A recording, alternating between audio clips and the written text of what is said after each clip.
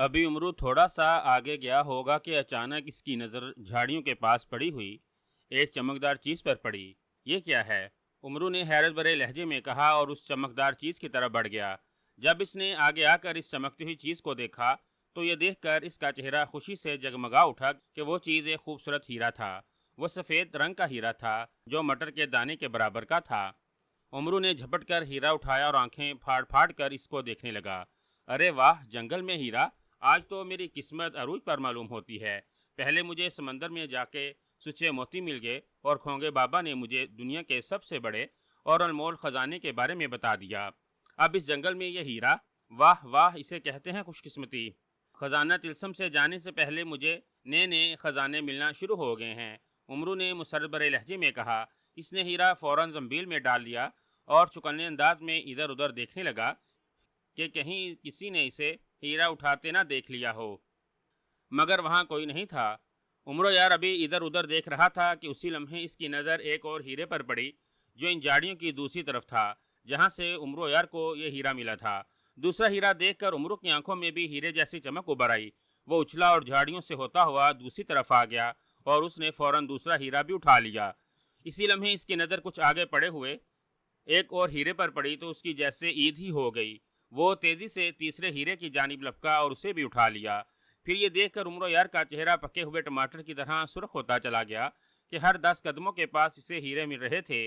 यूं लग रहा था जैसे हीरों का व्यापारी किसी थैले में हीरे डालकर वहां से गुजर रहा था और उसके थैले में सुराख हो गया था जिससे एक एक करके हीरा इस जंगल में गिरता जा रहा था और हीरों के ताजर को इस बात का इल्म नहीं हुआ था और इसके थैले से हीरे निकल निकल कर गिरते जा रहे थे।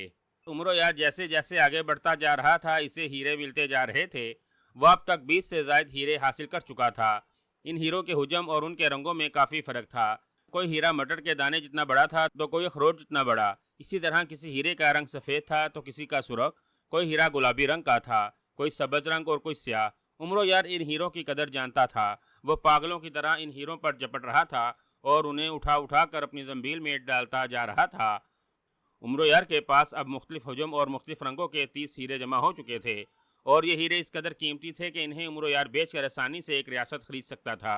इसलिए वो बेहद खुश था। वो इन हीरों के चक्कर में भूल ही गया था कि वो यहाँ किस मकसद के लिए आया है। अब हीरे मिलने का सिलसिला ख़त्म हो गया था मगर उमरू का लालचीपन ख़त्म नहीं हो रहा था। वो पागलों की तरह सारे जंगल में घूमता फिर रहा था कि शायद इसे वहाँ और हीरे मिल जाएं। मगर जब इसे वहाँ कोई और हीरा ना मिला तो वो मायूस हो गया। बस इतने से हीरे? मैं तो समझा था कि यहाँ से हीरों से लदे हुए ऊँट गुजरे होंगे जिनसे हीरे यहाँ गिरकर सारे जंगल में फैल गए होंगे, लेकिन यहाँ तो बस 30 हीरे ही गिरे पड़े हैं। उमरू ने मुंह बनाते हुए कहा। वह कुछ देर और जंगल में हीरे तलाश करने की कोशिश करता रहा, फिर मायूस होकर एक दरख्त के तने के साथ टेक लगा कर बैठ गया। सारे जंगल में घूमने फिरने की वजह से वो बेहद थक गया था। अब वो कुछ देर वहाँ आराम करना चाहता था। इसे भूख प्यास भी लग रही थी, इसलिए इसने जंबील से खुश्क मेवे निकाल कर खाए और जंबील से पानी से भरी हुई एक छागल निकाल कर इससे पानी पीने लगा। खुश्क मेवे और पानी से भरी हुई छागल वो हमेशा अपने पास ही रखता था। मेवे खाकर और पानी पीकर वो इसी दरख्त के नीचे मौजूद नरम और ठंडी घास पर लेट गया। इसकी आंखों में थकावट की वजह से नींद भरी हुई थी। लेटते ही इसे नींद ने आ लिया और वो गहरी नींद सो गया। जैसे ही वो सोया अचानक इससे कुछ फासले पर एक स्याह साया सा नमूदार हुआ और उस साये ने अचानक एक इंतहाई हसीनो जमील लड़की का रूप धार लिया। जैसे ही लड़की वहाँ नमूदार हुई उमरो यार के हाथ में मौजूद घोंगे बाबा की दी हुई सुर्ख नगीने वाली अंगूठी यकलक चमकना शुरू हो गई। इस अंगूठी का नगीना कभी नीला हो रहा था कभी सुर्ख, जिस बात की निशानी थी कि उमरो यार के सामने या तो जरगाह जादूगर मौजूद है या फिर इसकी कोई जादू ताकत। लेकिन उमरो यार हर बात से बेखबरी गहरी नींद सोया हुआ था। इसे लड़की के वहाँ नमूदार होने का इलम नहीं हुआ था जबकि सुर्ख नगीने वाली अंगूठी रंग बदल कर और चमक चमक कर इसे खतरे से बददस्तूर आगाह कर रही थी। लड़की के चेहरे पर फतहमंदी के तासुरात थे और वह सोए उमरो यार की जानी बड़ी तंजिया नज़रों से देख रही थी। ओ नहीं, बहुत बड़ा यार बना फिरता है ये उमरो यार। मैंने किस आसानी से इसे अपनी अयारी के जाल में फंसा लिया है। दूसरे हीरों के साथ मैंने इसके रास्ते में स्याह हीरा भी रख दिया था जो जरगाह जादूगर ने मुझे इसे देने के लिए कहा था। इसने यह भी नहीं सोचा था कि असली हीरे हैं या नकली, इनमें से कौन सा हीरा शैतानी है। ये हीरे की चमक देखकर लालच में आ गया था और उसने बिला सोचे समझे हीरे उठा उठा कर थैले में डालने शुरू कर दिए थे। अगर ये यार है तो मैं इससे भी बढ़िया यारा हूँ। عیارہ باشوری نے جس قدر آسانی سے عمر یار جیسے انسان کو اپنی عیاری کے جال میں پھنسا لیا تھا، سرخ شیطان کا سیاہ ہیرا اس کے مقدس تھیلے میں جا چکا ہے۔ اب عمر یار اپنے مقدس تھیلے میں جو بھی خزانہ ڈالے گا وہ سب اس تھیلے سے غائب ہو کر زرغاز جادوگر کے پاس پہنچ جائیں گے، اور عمر یار کے پاس ایک کوڑی بھی باقی نہیں بچے گی۔ لڑکی نے گراہٹ برے انداز میں کہا جو زرغاز جادوگر کی جادوئی طاقت باشوری تھی۔ اس نے ایک نوجوان اور خوبصورت لڑکی کا روپ دھار رکھا تھا اور اس نے ہی وہاں ہیرے گرائے تھے تاکہ انہیں دیکھ کر عمر یار لالچ میں آ جائے اور وہاں گرے ہوئے تمام ہیرے اٹھا کر اپنی زنبیل میں ڈال لے۔ ان ہیروں میں سیاہ رنگ کا وہ ہیرا بھی شامل تھا جو زرغاز جادوگر سرخ شیطان کے بت کے سر سے اتار کر لایا تھا۔ عمر یار نے لالچ میں آ کر دوسرے ہیروں کے ساتھ وہ شیطانی ہیرا بھی اپنی زنبیل میں ڈال لیا تھا، جس کی وجہ سے اب اس کی ساری دولت اور خزانہ طلسم سے حاصل ہونے والی دولت بھی غائب ہو سکتی تھی، اور جس کے غائب ہونے کا عمر یار کو پتہ بھی نہ چلتا، اور جب عمر یار کو پتہ چلتا تو اس وقت تک اس کی زنبیل سے اس کے تمام خزانے غائب ہو چکے تھے۔ اس وقت سیاہ ہیرے کی وجہ سے عمر یار پر اس قدر سخت اور کڑا وقت آنے والا تھا جس کے بارے میں جب اسے پتہ چلتا تو وہ یقینی طور پر اپنے سر کے بال نوچنے پر مجبور ہو جاتا۔ باشوری کچھ دیر عمرو کی جانب طنز بری نظروں سے دیکھتی رہی، پھر وہ اچانک سایہ بنی اور پھر سایہ آہستہ آہستہ وہاں سے غائب ہوتا چلا گیا۔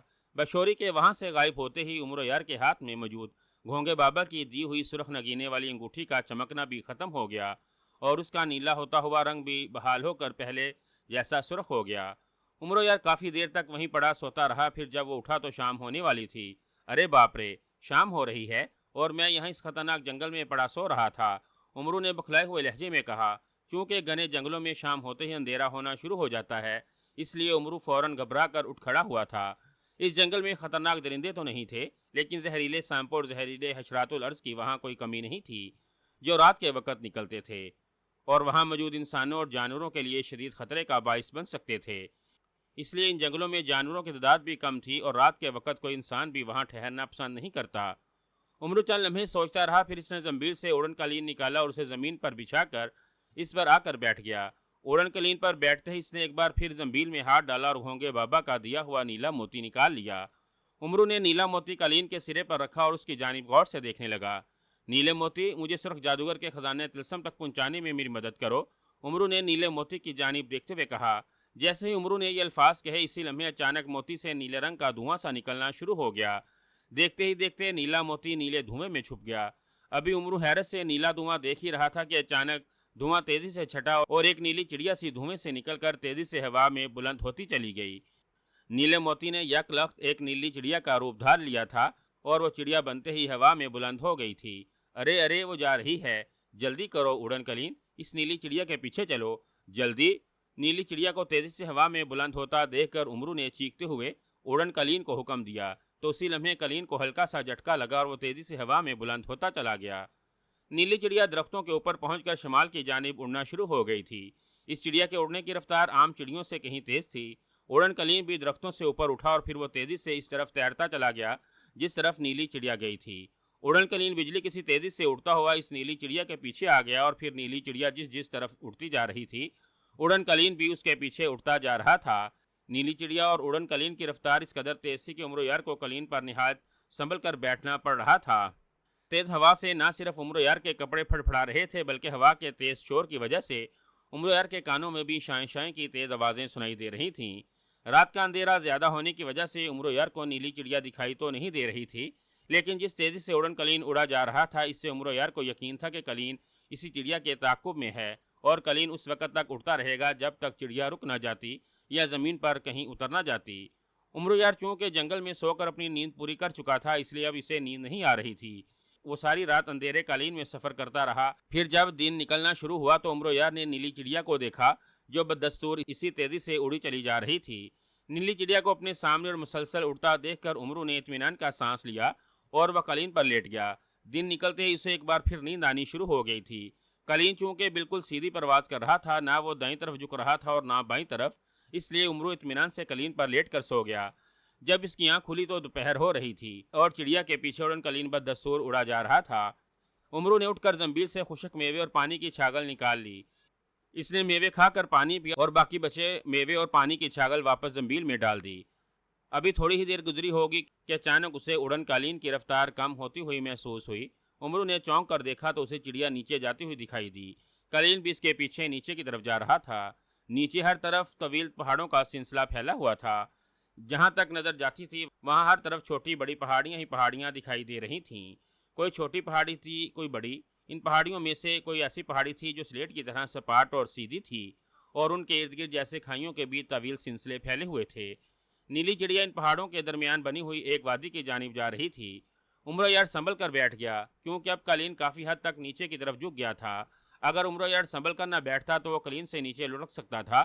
تھوڑی ہی دیر میں نیلی چڑیا اس وادی کے عین وسط میں جا اتری۔ زمین پر جاتے ہی اچانک اس چڑیا نے ایک بار پھر نیلے موتی کا روپ دھار لیا۔ اڑن قالین بھی نیچے جاتا ہوا یک لگ سیدھا ہوا، اور پھر قالین نہایت آہستہ آہستہ نیچے اترنا شروع ہو گیا۔ قالین کو نیچے زمین پر اترتا دیکھ کر عمرو یار فوراً اٹھ کر کھڑا ہو گیا، اور اس نے زنبیل سے تلوار حیدری نکال کر ہاتھ میں لے لی۔ قالین زمین سے لگا تو عمرو یار اچھل کر نیچے آ گیا۔ عمرو نے آگے بڑھ کر پہلے نیلے موتی کو اٹھایا اور اسے زنبیل میں ڈالا، اور پھر اس نے اڑن قالین کو لپیٹ میں لے کر اپنی زنبیل میں ڈال لیا اور چاروں طرف دیکھنے لگا۔ وادی میں گہری خاموشی چھائی ہوئی تھی۔ وہاں عمرو یار کے سوا کوئی زیرو دکھائی نہیں دے رہی تھی۔ بڑی خاموش اور ویران وادی ہے، کیا خزانہ طلسم اس وادی میں کہیں موجود ہے؟ عمرو نے بڑبڑاتے ہوئے کہا۔ وہ چاروں طرف دیکھ رہا تھا، مگر اسے وہاں کھلے میدان اور دور تک نظر آنے والی پہاڑیوں کے سوا کچھ اور دکھائی نہ دے رہا تھا۔ میں کس طرف جاؤں؟ خزانہ طلسم میں داخل ہونے کا راستہ کہاں ہوگا؟ عمرو نے پریشانی کے عالم میں بڑبڑاتے ہوئے کہا۔ وہ کچھ دیر سوچتا رہا، پھر اس نے زنبیل کا منہ کھولا۔ محافظ بونے۔ عمرو نے زنبیل کی طرف دیکھتے ہوئے زنبیل کے محافظ بونے کو پکارتے ہوئے کہا، تو اسی لمحے محافظ بونا زنبیل کے منہ کے پاس آ گیا اور سر اٹھا کر عمرو یار کی جانب دیکھنے لگا۔ حکم آقا۔ محافظ بونے نے زنبیل سے سر نکال کر انتہائی مودبانہ لہجے میں کہا۔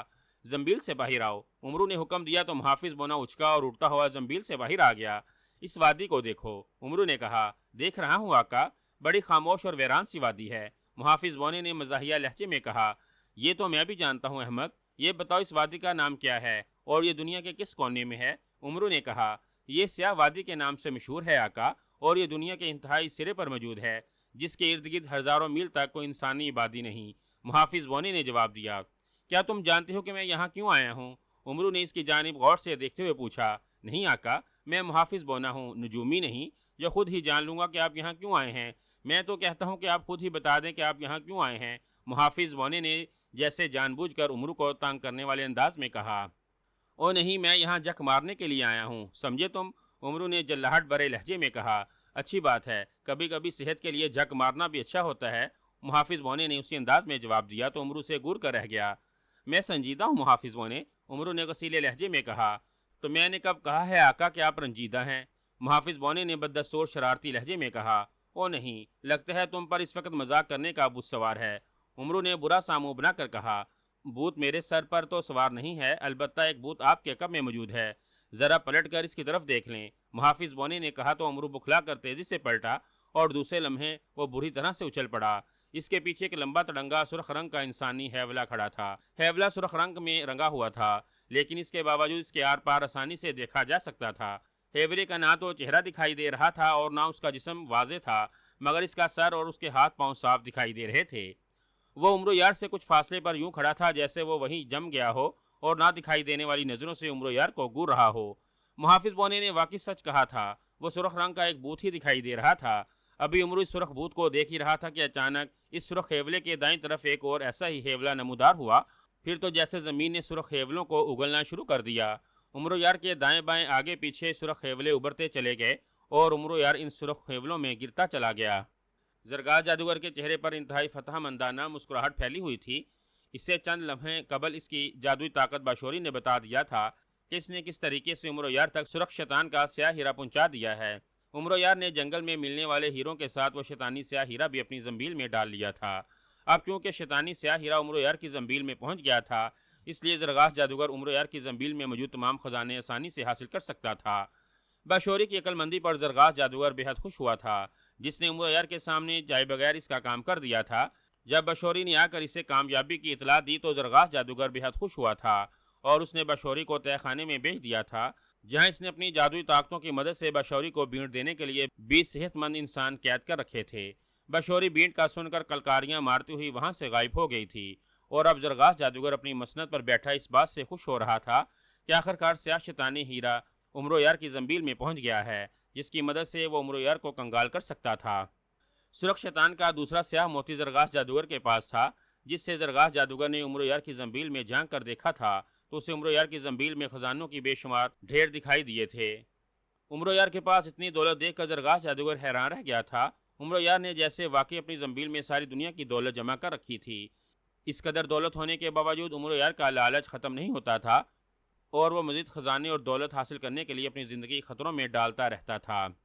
سرخ شیطان کے سیاہ ہیرے سے زرگاہ جادوگر عمر یار کی زنبیل میں موجود خزانوں کو ہی دیکھ سکتا تھا۔ اس ہیرے کی مدد سے وہ عمر یار کی زنبیل کی اصل حقیقت نہیں جان سکتا تھا اور نہ ہی اسے یہ معلوم ہو سکتا تھا کہ اس زنبیل میں عمر یار کی کون کون سی کراماتی چیزیں موجود ہیں۔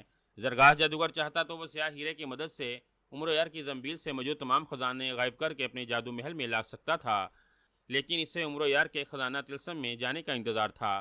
وہ چاہتا تھا کہ عمر یار نہ صرف خزانہ طلسم میں چلا جائے بلکہ وہاں موجود سارا سنہری خزانہ حاصل کر لے۔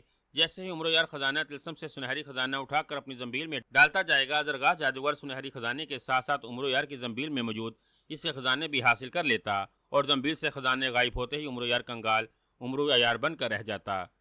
زرگاہ جادوگر ایک تیر سے دو شکار کرنے کا سوچ رہا تھا۔ ایک تو اسے سنہری خزانہ مل جاتا جس سے وہ سرخ دیوتا کا بت بنا سکتا تھا، اور دوسرا وہ عمر یار کا سارا خزانہ حاصل کر کے عمر یار کو زبردست نقصان پہنچانا چاہتا تھا، جس نے اپنی زنبیل میں دنیا بھر کی دولت سمیٹ رکھی تھی۔ اب عمر یار کو پتا چلے گا کہ اس کا کس جادوگر سے واسطہ پڑا ہے۔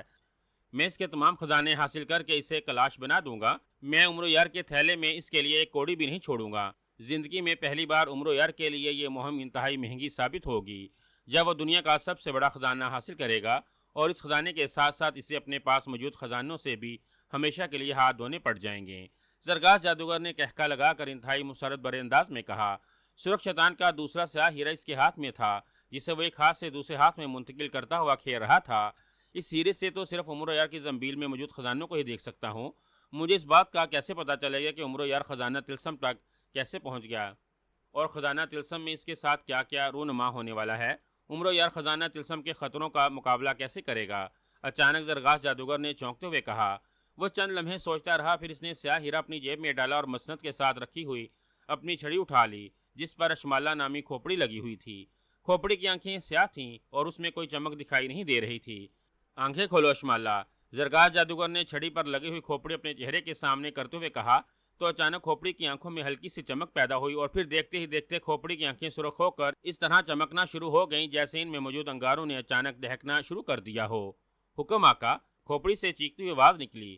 میں عمر یار کو خزانہ طلسم کی طرف جاتا دیکھنا چاہتا ہوں اشمالہ، اور میں یہ بھی جاننا چاہتا ہوں کہ عمر یار خزانہ طلسم میں جا کر سرخ جادوگر کی بدرو اور اس کی جادوئی طاقتوں کا کیسے مقابلہ کرتا ہے اور کس طرح سے اس کمرے تک پہنچتا ہے جہاں سنہری خزانہ رکھا ہوا ہے۔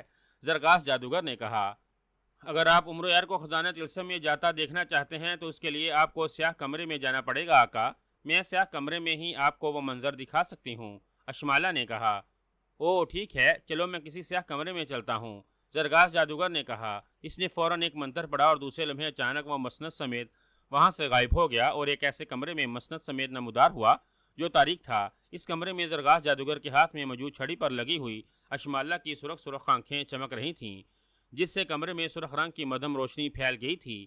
اس کمرے میں سامان نام کی کوئی چیز نہیں تھی۔ زرگاہ جادوگر کمرے کے وسط میں مسند پر بیٹھا ہوا دکھائی دے رہا تھا۔ اس کے سامنے ایک سپاٹ دیوار تھی جو سیاہی میں ڈوبی ہوئی تھی۔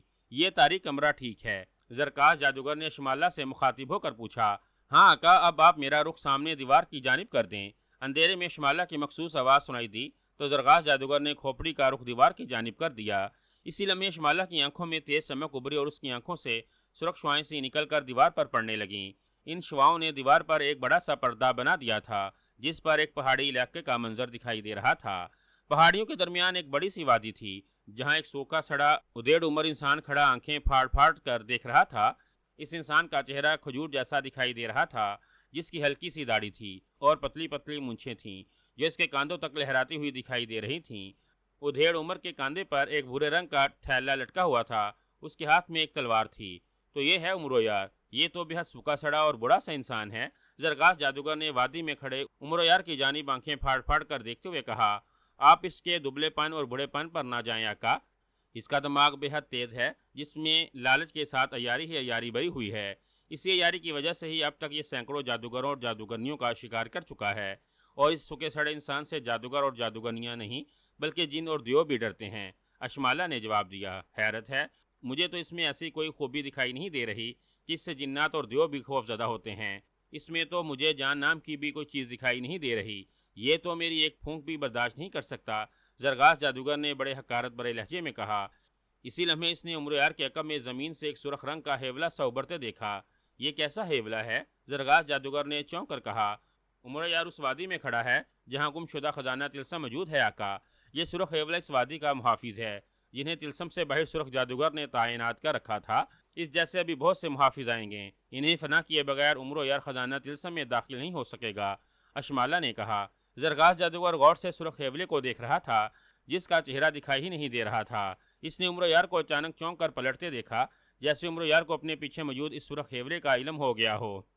زرغاز جادوگر ابھی ان دونوں کی طرف دیکھ ہی رہا تھا کہ اچانک وادی نے جیسے سرخ ہیولوں کو اگلنا شروع کر دیا ہو۔ سرخ رنگ کے ہیولے عمر یار کے ارد گرد یوں زمین سے نکل کر باہر آ رہے تھے جیسے اس وادی میں ہر طرف سرخ ہیولے ہی سمائے ہوئے ہیں۔ ان سرخ ہیولوں کی تعداد تو بہت زیادہ ہے، کیا عمر یار ان سب کو فنا کر سکے گا؟ زرغاز جادوگر نے پریشانی کے عالم میں ہونٹ بھینچتے ہوئے کہا۔ اس کے بغیر عمر یار کے لیے ایک قدم بھی آگے بڑھانا مشکل ہو گیا ہے آقا، اشمالہ نے جواب دیا۔ کتنے ہیولے ہیں اور عمر یار انہیں فنا کرنے کے لیے کیا کرے گا؟ زرغاز جادوگر نے کہا۔ ان ہیولوں کی تعداد 100 ہے آقا، عمر یار انہیں کیسے فنا کرے گا یہ میرے لیے بھی بتانا مشکل ہے، کیونکہ میں عمر یار کے ذہن میں نہیں جھانک سکتی، اشمالہ نے جواب دیا۔ اسی لمحے اچانک زرغاز جادوگر نے ان سرخ ہیولوں کو آگ لگتی دیکھی۔ ہیولے جیسے آگ کے شعلوں میں تبدیل ہو گئے تھے اور آگ کی وجہ سے ان کے رنگ اور زیادہ سرخ ہوتے جا رہے تھے۔ کیا سرخ ہیولے عمر یار کو نقصان پہنچا سکتے ہیں؟ زرغاز جادوگر نے پوچھا۔ ہاں آقا، یہ آتشی ہیولے ہیں، اگر ان میں سے کوئی ایک ہیولا بھی عمر یار کو چھو گیا تو عمر یار ایک لمحے میں جل کر راکھ بن جائے گا، اشمالہ نے جواب دیا۔ او نہیں، اگر عمر یار ان سرخ محافظوں کے ہاتھوں مارا گیا تو میرا سارا کھیل خراب ہو جائے گا اور میں کبھی بھی خزانہ تلسم کا خزانہ حاصل نہیں کر سکوں گا اور نہ ہی عمر یار سے اس کے خزانے چھین کر اسے نقصان پہنچا سکوں گا، زرغاز جادوگر نے پریشانی کے عالم میں کہا۔ آقا، اگر سرخ محافظ عمر یار کو ہلاک کر دیں گے تو اس کا بھی آپ کو فائدہ ہوگا، بہت فائدہ، اشمالہ نے کہا تو زرغاز جادوگر بھی اختیار چونک پڑا۔ عمر یار کی ہلاکت سے مجھے فائدہ ہوگا؟ کیا مطلب؟ اس کے مرنے سے بلا مجھے کس طرح سے فائدہ ہو سکتا ہے؟ زرغاز جادوگر نے حیرت زدہ لہجے میں کہا۔ عمر یار خزانہ تلسم تک پہنچ چکا ہے، اگر یہ سرخ محافظوں کے ہاتھوں ہلاک ہو گیا تو اس کی جگہ آپ خود اس جگہ پہنچ جائیں گے جہاں خزانہ تلسم موجود ہے۔ آپ بے شمار جادوئی طاقتوں کے مالک ہیں، آپ وہاں جا کر آسانی سے سرخ محافظوں کو فنا کر سکتے ہیں۔ سرخ محافظوں کے فنا ہوتے ہی آپ کے سامنے خزانہ تلسم کھل جائے گا جس میں داخل ہو کر آپ خزانہ تلسم میں بھی داخل ہو جائیں گے اور وہاں بھی آپ اپنی طاقتوں کے استعمال سے نہ صرف سرخ جادوگر کی بدروح کو بلکہ خزانہ تلسم کی بدروح کو بھی فنا کر سکتے ہیں اور اس کمرے کو بھی آسانی سے تلاش کر سکتے ہیں جس میں سنہری خزانہ بھرا ہوا ہے، اشمالہ نے کہا تو زرغاز جادوگر کے چہرے پر اور زیادہ حیرت ناچنے لگی۔ اگر یہ سب میں آسانی سے کر سکتا ہوں تو پھر مجھے عمر یار سے مدد لینے کے لیے کیوں کہا گیا تھا؟ زرغاز جادوگر نے انتہائی حیرت بھرے لہجے میں کہا۔ آپ کے لیے خزانہ تلسم کے مقام تک پہنچنا مشکل تھا آقا، اس مقام تک صرف عمر یار ہی پہنچ سکتا تھا۔ اب چونکہ عمر یار وہاں پہنچ گیا ہے اور اس کے سامنے خزانہ تلسم کے سرخ محافظ آ گئے ہیں، اس لیے آپ کو اس وقت تک انتظار کرنا ہوگا جب تک کہ عمر یار ان سرخ محافظوں کو فنا کر کے خزانہ تلسم میں داخل ہو کر طلسمات فتح کرتا ہوا سنہری خزانے تک نہیں پہنچ جاتا۔ اگر عمر یار سرخ محافظوں کے ہاتھوں ہلاک ہو جاتا ہے یا خزانہ تلسم میں داخل ہو کر کسی تلسم کا شکار ہو جاتا ہے تو اس سے آپ کو ہی فائدہ پہنچے گا، آپ کے لیے تلسم دوبارہ نہیں کھلیں گے جس کی وجہ سے آپ کے لیے سنہری خزانے تک پہنچنا اور آسان ہو جائے گا، اشمالہ نے جواب دیتے ہوئے کہا۔ اگر ایسی بات ہے تو پھر میں کیوں نہ اپنی جادوئی طاقتوں سے خود ہی عمر یار کو ہلاک کر دوں؟ وہ اس مقام پر تو پہنچ ہی گیا ہے جہاں خزانہ تلسم موجود ہے، باقی سب کام میں خود کر لوں گا، اس طرح مجھے اس بات کا اندیشہ بھی نہیں رہے گا کہ خزانے کا کچھ حصہ میرے پاس آنے سے رہ گیا ہے، زرغاز جادوگر نے کہا۔ نہیں آقا، آپ ابھی عمر یار کے خلاف کوئی قدم نہیں اٹھا سکتے، عمر یار اب خزانہ تلسم کے مقام پر موجود ہے، آپ کو اسی صورت میں ہی جا کر وہاں کامیابی مل سکتی ہے جب عمر یار ان سرخ محافظوں یا پھر خزانہ تلسم کے کسی تلسم کا شکار ہو جائے۔ اگر آپ نے ابھی اس معاملے میں مداخلت کی تو خزانہ تلسم اس علاقے سے غائب ہو جائے گا، پھر آپ اس کے بارے میں کبھی بھی نہیں جان سکیں گے کہ وہ کہاں ہے، اشمالہ نے کہا۔ بہرحال مجھے واقعی فکر کرنے کی ضرورت نہیں ہے، اگر عمر یار خزانہ تلسم میں داخل ہو کر تلسمات فتح کر کے خزانے تک پہنچ کر سنہری خزانہ حاصل کر بھی لیتا ہے تو وہ سارا خزانہ اس کے پاس نہیں رہے گا، اور اگر وہ ان تلسمات کا شکار ہو جاتا ہے تب بھی میں اس خزانے کو حاصل کر سکتا ہوں۔ اب مجھے فکر یہ ہے کہ خزانہ تلسم کا خزانہ مجھ تک کیسے پہنچتا ہے، زرغاز جادوگر نے مطمئن ہوتے ہوئے کہا۔ اس کی نظریں دیوار پر جمی ہوئی تھیں جس میں سرخ ہیولے آگ کے شعلے بنے آہستہ آہستہ قدم بڑھاتے ہوئے عمر یار کی جانب آ رہے تھے، اور انہیں اپنی طرف آتا دیکھ کر عمر یار بکھلائے ہوئے انداز میں مڑ کر چاروں طرف دیکھ رہا تھا، جیسے اس کی سمجھ میں نہ آ رہا ہو کہ وہ چاروں طرف سے آتے ہوئے آگ کے شعلوں سے خود کو کیسے بچائے۔ سرخ ہیولوں کو اچانک آگ لگ گئی اور وہ شعلوں میں تبدیل ہو گئے۔ انہیں اس طرح شعلہ بنتا دیکھ کر عمر یار بکھلا گیا اور اس کے چہرے پر بے پناہ خوف کے تاثرات نمایاں ہو گئے تھے۔ ارے باپ رے، یہ ہیولے تو آگ کے شعلوں میں تبدیل ہو گئے ہیں۔ عمرو نے گھبرائے ہوئے انداز میں اچھل اچھل کر چاروں طرف موجود شعلے بنے ہیولوں کی طرف دیکھتے ہوئے کہا، جو آگ کے شعلوں میں تبدیل ہوتے ہی آہستہ آہستہ قدم اٹھاتے ہوئے عمر یار کی جانب بڑھنا شروع ہو گئے تھے۔ یہ خزانہ طلسم کے سرخ محافظ ہیں آقا، آپ کو ان سب کو فنا کرنا پڑے گا۔ جب تک یہ سب فنا نہیں ہوں گے آپ نہ یہاں سے واپس جا سکتے ہیں اور نہ ہی خزانہ طلسم میں داخل ہو سکتے ہیں، محافظ بونی نے جواب دیا، جو اس کے سر پر معلق تھا۔ مگر میں ان سے بچوں گا کیسے؟ یہ تو موت بن کر میری طرف بڑے چلے آ رہے ہیں، عمرو نے خوف بھرے لہجے میں کہا۔ یہ سوچنا آپ کا کام ہے آقا، ان سے بچنے کے لیے میں آپ کو کوئی مشورہ نہیں دے سکتا، محافظ بونی نے کہا۔ کیا کہا تم ان آتشی ہیولوں سے بچانے میں میری کوئی مدد نہیں کرو گے؟ عمرو نے چونک کر پوچھا۔ نہیں آقا، میں آپ کی کوئی مدد نہیں کروں گا، محافظ بونی نے ٹکا سا جواب دیتے ہوئے کہا۔ تو عمرو یار کا رنگ ہلدی کی طرح زرد ہو گیا۔ مگر کیوں؟ تم تو ہمیشہ مشکل وقت میں میری جان بچاتے ہو، پھر آج ایسا کیا ہو گیا ہے کہ تم میری مدد کرنے سے انکار کر رہے ہو؟ عمرو نے سر اٹھا کر اسے تیز نظروں سے گھورتے ہوئے کہا۔ اس کی ایک خاص وجہ ہے آقا، محافظ بونی نے کہا۔ خاص وجہ؟ کون سی خاص وجہ؟ عمرو نے چونک کر پوچھا۔ اس وجہ کے بارے میں ابھی آپ کو کچھ نہیں بتا سکتا، البتہ میں آپ کو یہ ضرور بتا دوں کہ آپ کو ہر حال میں خود کو ان آتشی ہیولوں سے بچانا ہوگا۔ اگر ان میں سے ایک ہیولہ بھی آپ کو چھونے میں کامیاب ہو گیا تو آپ اس طرح سے جل جائیں گے جس طرح خشک بوسہ ایک لمحے میں جل کر راکھ بن جاتا ہے، محافظ بونی نے کہا۔ او نہیں، تو بتاؤ نا، میں ان سے خود کو کیسے بچاؤں؟ یہ میرے نزدیک آتے جا رہے ہیں، کیا میں ان سب کو تلوار حیدری مار کر فنا کر دوں؟ عمرو یار نے کہا۔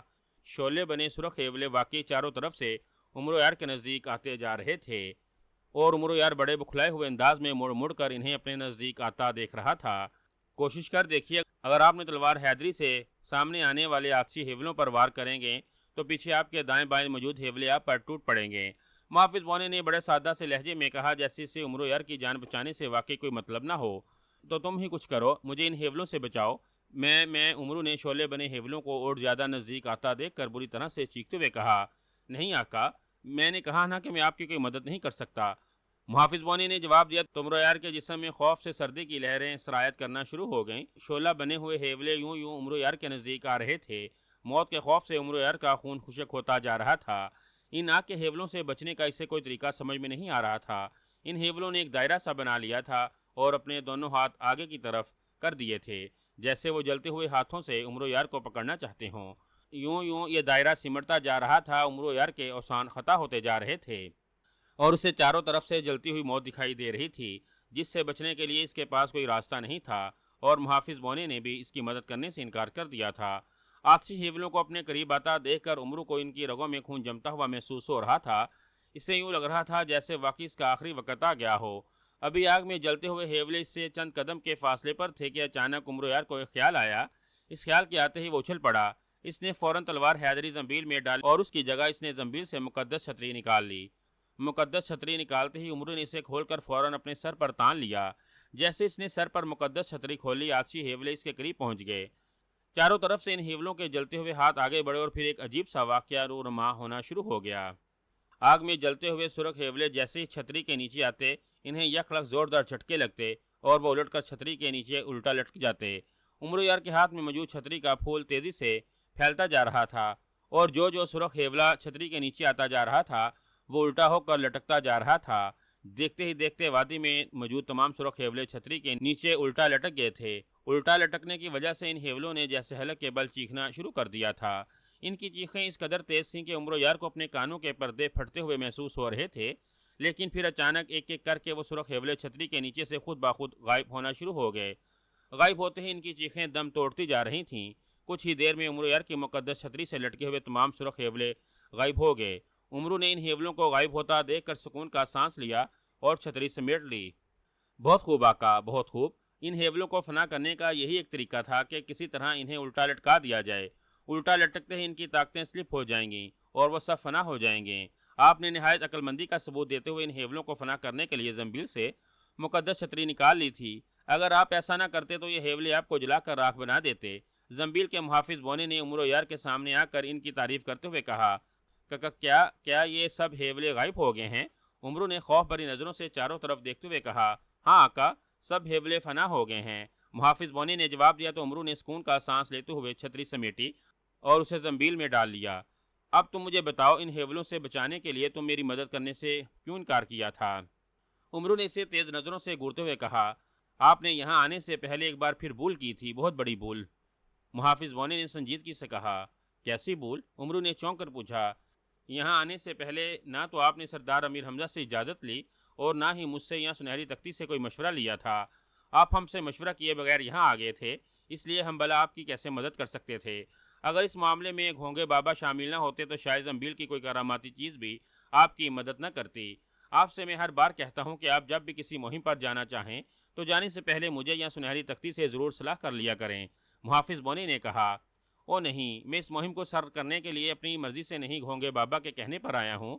گھونگے بابا کوئی معمولی ہستی نہیں ہے، میں نے ان کے چہرے پر سچائی اور نور دیکھا تھا۔ جب انہوں نے مجھے اس کام پر مامور کر دیا تھا تو پھر مجھے تم سے یا سنہری تختی سے کچھ پوچھنے کی کیا ضرورت تھی؟ اور میں سردار امیر حمزہ سے اجازت لینے کے لیے گیا تھا، لیکن وہ اپنے خیمے میں نہیں تھے، وہ ملک واسان کے بادشاہ کی عیادت کرنے کے لیے گئے ہوئے تھے۔ عمرو نے منہ بناتے ہوئے کہا، تو آپ ان کی واپسی کا انتظار کر لیتے، سردار امیر حمزہ شام تک آ ہی جاتے۔ محافظ بونے نے بھی جواباً منہ بنا کر کہا، او نہیں تو کیا میں نے یہاں آ کر کوئی غلطی کی ہے؟ عمرو نے محافظ بونے کو منہ بناتا دیکھ کر پریشان ہوتے ہوئے کہا، کیونکہ ایسا بہت کم ہوتا ہے جب محافظ بونا اس کے سامنے منہ بنا کر بات کرتا ہو۔ نہیں، آپ نے یہاں آ کر کوئی غلطی نہیں کی، لیکن محافظ بونا کہتے کہتے خاموش ہو گیا۔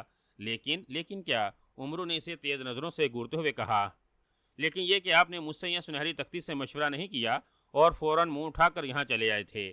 اگر آپ ہم سے مشورہ کر لیتے تو آپ کو آنے والے خطروں سے آگاہ کر سکتے تھے اور ان خطروں سے بچنے کا طریقہ بھی بتا سکتے تھے۔ محافظ بونے نے کہا، کیسے خطرے؟ عمرو نے کہا، آجسی ہیولے کیا آپ کے لیے خطرہ نہیں تھے؟ اگر آپ مقدس چھتری نہ نکالتے اور وہ الٹا نہ لٹک جاتے تو آپ کا کیا حشر ہوتا؟ اگر آپ ہم سے پہلے ہی بات کر لیتے تو میں یا سنہری تختی آپ کو نہ صرف ان سرخ ہیولوں سے بچنے کا طریقہ بتا دیتے بلکہ آپ کو خزانہ طلسم کے خطرات سے بھی محفوظ رکھنے کی ترکیب بتا دیتے اور آپ کو ایک بہت بڑے نقصان سے بچا لیتے۔ محافظ بونے نے اسی طرح سے ناراض لہجے میں کہا، تو اب بتا دو، اب بتانے میں کیا حرج ہے؟ عمرو نے مسکرا کر کہا، نہیں آقا، ہر کام کا ایک وقت ہوتا ہے، وہ وقت اب گزر گیا ہے۔ اب ان خطرات سے آپ کو الگ ہی لڑنا پڑے گا اور اس بار آپ کو اپنی جان بھی خود بچانی پڑے گی۔ میں اور سنہری تختی اس معاملے میں آپ کی کوئی مدد نہیں کریں گے اور نہ ہی آپ اپنی مدد کے لیے ہمیں بلا سکتے ہیں۔ آپ اپنے نقصان کے اب خود ذمہ دار ہیں۔ گھونگے بابا کی وجہ سے آپ کو صرف اتنی رائے دی جا سکتی ہے کہ آپ ضرورت کے وقت اپنی زنبیل اور اس کی موجود کراماتی چیزیں استعمال کر سکتے ہیں۔ کب اور کس وقت آپ کو کیا استعمال کرنا ہے یہ سوچنا آپ کا کام ہے۔ رہی بات آپ کے ہونے والے بڑے نقصان کی، تو اس سے بچنے کے لیے ہم بھی آپ کی کوئی مدد نہیں کر سکیں گے۔ محافظ بونے نے دو ٹوک لہجے میں کہا تو عمر یار کی پیشانی پر بل پڑ گئے۔ یہ تم بار بار بڑے نقصان کا کیوں کہہ رہے ہو؟ کون سا بڑا نقصان ہونے والا ہے مجھے؟ عمرو نے اسے تند نظروں سے گھورتے ہوئے پوچھا۔ آپ کو خود ہی پتا چل جائے گا کہ آپ کو کون سا بڑا نقصان ہونے والا ہے۔ اب میں اس سلسلے میں آپ کو کچھ نہیں بتا سکتا، محافظ بونے نے درشت لہجے میں کہا اور عمرو نے غصے اور بیچارگی سے اپنے جبڑے بینچ لیے۔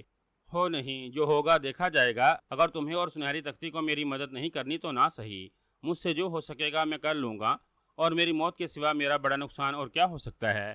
اگر میری قسمت میں اس بار موت لکھی ہے تو میں کیا کر سکتا ہوں، کیونکہ میرا ایمان ہے کہ جو رات قبر میں آنی ہے وہ کسی بھی صورت میں ٹالی نہیں جا سکتی۔ عمرو نے کثیرے لہجے میں کہا، یہ نقصان آپ کی موت سے بھی بڑا ہے آقا، آپ سمجھ نہیں سکتے اس نقصان سے آپ۔ محافظ بونا ایک بار پھر کہتے کہتے رک گیا۔ اس نقصان سے میں کیا؟ بولو، اب خاموش کیوں ہو گئے ہو؟ جو کہنا ہے کھل کر کہو، عمرو نے تیز لہجے میں کہا۔ نہیں آقا، میں اس سے زیادہ کچھ نہیں کہہ سکتا، آپ وقت کا انتظار کریں بس، محافظ بونے نے کہا اور اس نے اچانک غوطہ لگایا اور گھڑپ سے زنبیل میں غصہ چلا گیا۔ اسے زنبیل میں واپس جاتا دیکھ کر عمرو یار کا خون کھول اٹھا، لیکن وہ اب کچھ نہیں کر سکتا تھا۔ محافظ بونا اس کی زنبیل کا محافظ تھا جو برے وقت میں اس کے بے حد کام آتا تھا، لیکن وہ اس سے ناراض ہو گیا تھا کہ خزانہ طلسم کی طرف آنے سے پہلے عمرو نے اس سے یا سنہری تختی سے کوئی مشورہ نہیں لیا تھا۔ عمرو یار کچھ دیر وہیں کھڑا غصے سے کھولتا رہا، پھر اس نے سر جھٹکا اور ایک طرف چل دیا۔ او نہیں، جو ہوگا دیکھا جائے گا۔ یہ محافظ بونا اب حد سے زیادہ خود سر ہو گیا ہے، اس سے مشورہ نہیں کیا تو نہیں کیا بس، عمرو نے جھٹکے دار لہجے میں کہا۔ ابھی وہ چند قدم آگے ہی بڑھا تھا کہ اچانک تیز گرگراہٹ کی آواز سنائی دی۔ گرگراہٹ کی آواز سن کر عمرو ٹھٹک گیا۔ اس نے گھبرائی ہوئی نظروں سے چاروں طرف دیکھا مگر وادی میں سے کچھ بھی دکھائی نہ دیا۔ وادی اسی طرح ویران تھی جیسے عمرو نے پہلے وہاں آ کر دیکھا تھا۔ گرگراہٹ کی آوازیں عمرو کو اب بھی سنائی دے رہی تھیں۔ پھر جب عمرو کو اپنے پیروں کے نیچے لرزش کا احساس ہوا تو وہ بکھلا کر زمین کی طرف دیکھنے لگا۔ اس کے پیروں کے نیچے سے زمین ہل رہی تھی اور گرگراہٹ کی آواز بھی ٹھیک اسی جگہ سے آ رہی تھی جہاں عمرو یار کھڑا تھا۔ یوں لگ رہا تھا جیسے عمرو یار کے پیروں کے نیچے زمین تیزی سے بیٹھی جا رہی ہو۔ ابھی عمرو یار زمین کی طرف دیکھ رہا تھا کہ اچانک اس کے پیروں کے نیچے سے زمین کا ایک بہت بڑا حصہ ٹوٹ گیا۔ اس سے پہلے کہ عمرو یار سنبھلتا وہ زمین کے ساتھ نیچے گرتا چلا گیا اور ماحول یک لخت عمرو یار کی تیز اور انتہائی دل خراش چیخوں سے گونج اٹھا۔ تعجب انگیز، انتہائی تعجب انگیز، یہ عمرو یار نے کون سی چھتری نکال لی ہے جس کے نیچے آتے ہی آتشی ہیولے الٹے لٹکتے جا رہے ہیں؟ زرگاس جادوگر نے آنکھیں پھاڑ پھاڑ کر سامنے نظر آنے والے حیرت انگیز منظر میں دیکھتے ہوئے کہا، یہ عمرو یار کی مقدس چھتری ہے آقا۔ اس چھتری کی یہی خوبی ہے کہ اس کے نیچے جو بھی آئے گا وہ الٹا لٹک جائے گا، چاہے کوئی وہ طاقتور اور انتہائی لہیم شہیم دیو کیوں نہ ہو۔ اشمالا نے جواب دیا تو زرگاس جادوگر نے بے اختیار ہونٹ بھینچ لیے۔ دیوار پر نظر آنے والے منظر میں عمرو یار کی چھتری کا پھول چاروں طرف پھیل گیا تھا اور اس کے نیچے آتشی ہیولے آ کر الٹا لٹکتے جا رہے تھے۔ پھر اچانک الٹا لٹکتے ہوئے ہیولوں نے غائب ہونا شروع کر دیا۔ یہ کیا؟ یہ ہیولے کہاں غائب ہوتے جا رہے ہیں؟ زرگاس جادوگر نے آنکھیں پھاڑتے ہوئے کہا، اب چونکہ یہ طلسم ختم ہونے والا ہے اس لیے میں اس کے بارے میں آپ کو سب کچھ بتا سکتی ہوں آقا۔ یہ طلسم بنایا اس لیے گیا تھا کہ اگر کوئی خزانہ طلسم کی تلاش میں اس وادی میں آئے گا تو اس سے چاروں طرف سے آتشی ہیولے گھیر لیں گے۔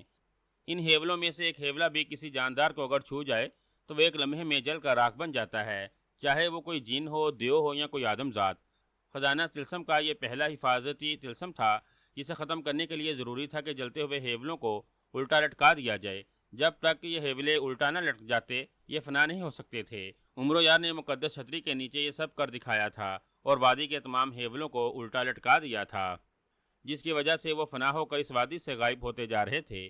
اشمالا نے تفصیل بتاتے ہوئے کہا، او مگر یہ مقدس چھتری عمرو یار کے پاس کہاں سے آئی اور عمرو یار کو کیسے پتا چل گیا کہ ان سرخ ہیولوں کو الٹا لٹکا دیا جائے تو یہ فنا ہو سکتے ہیں؟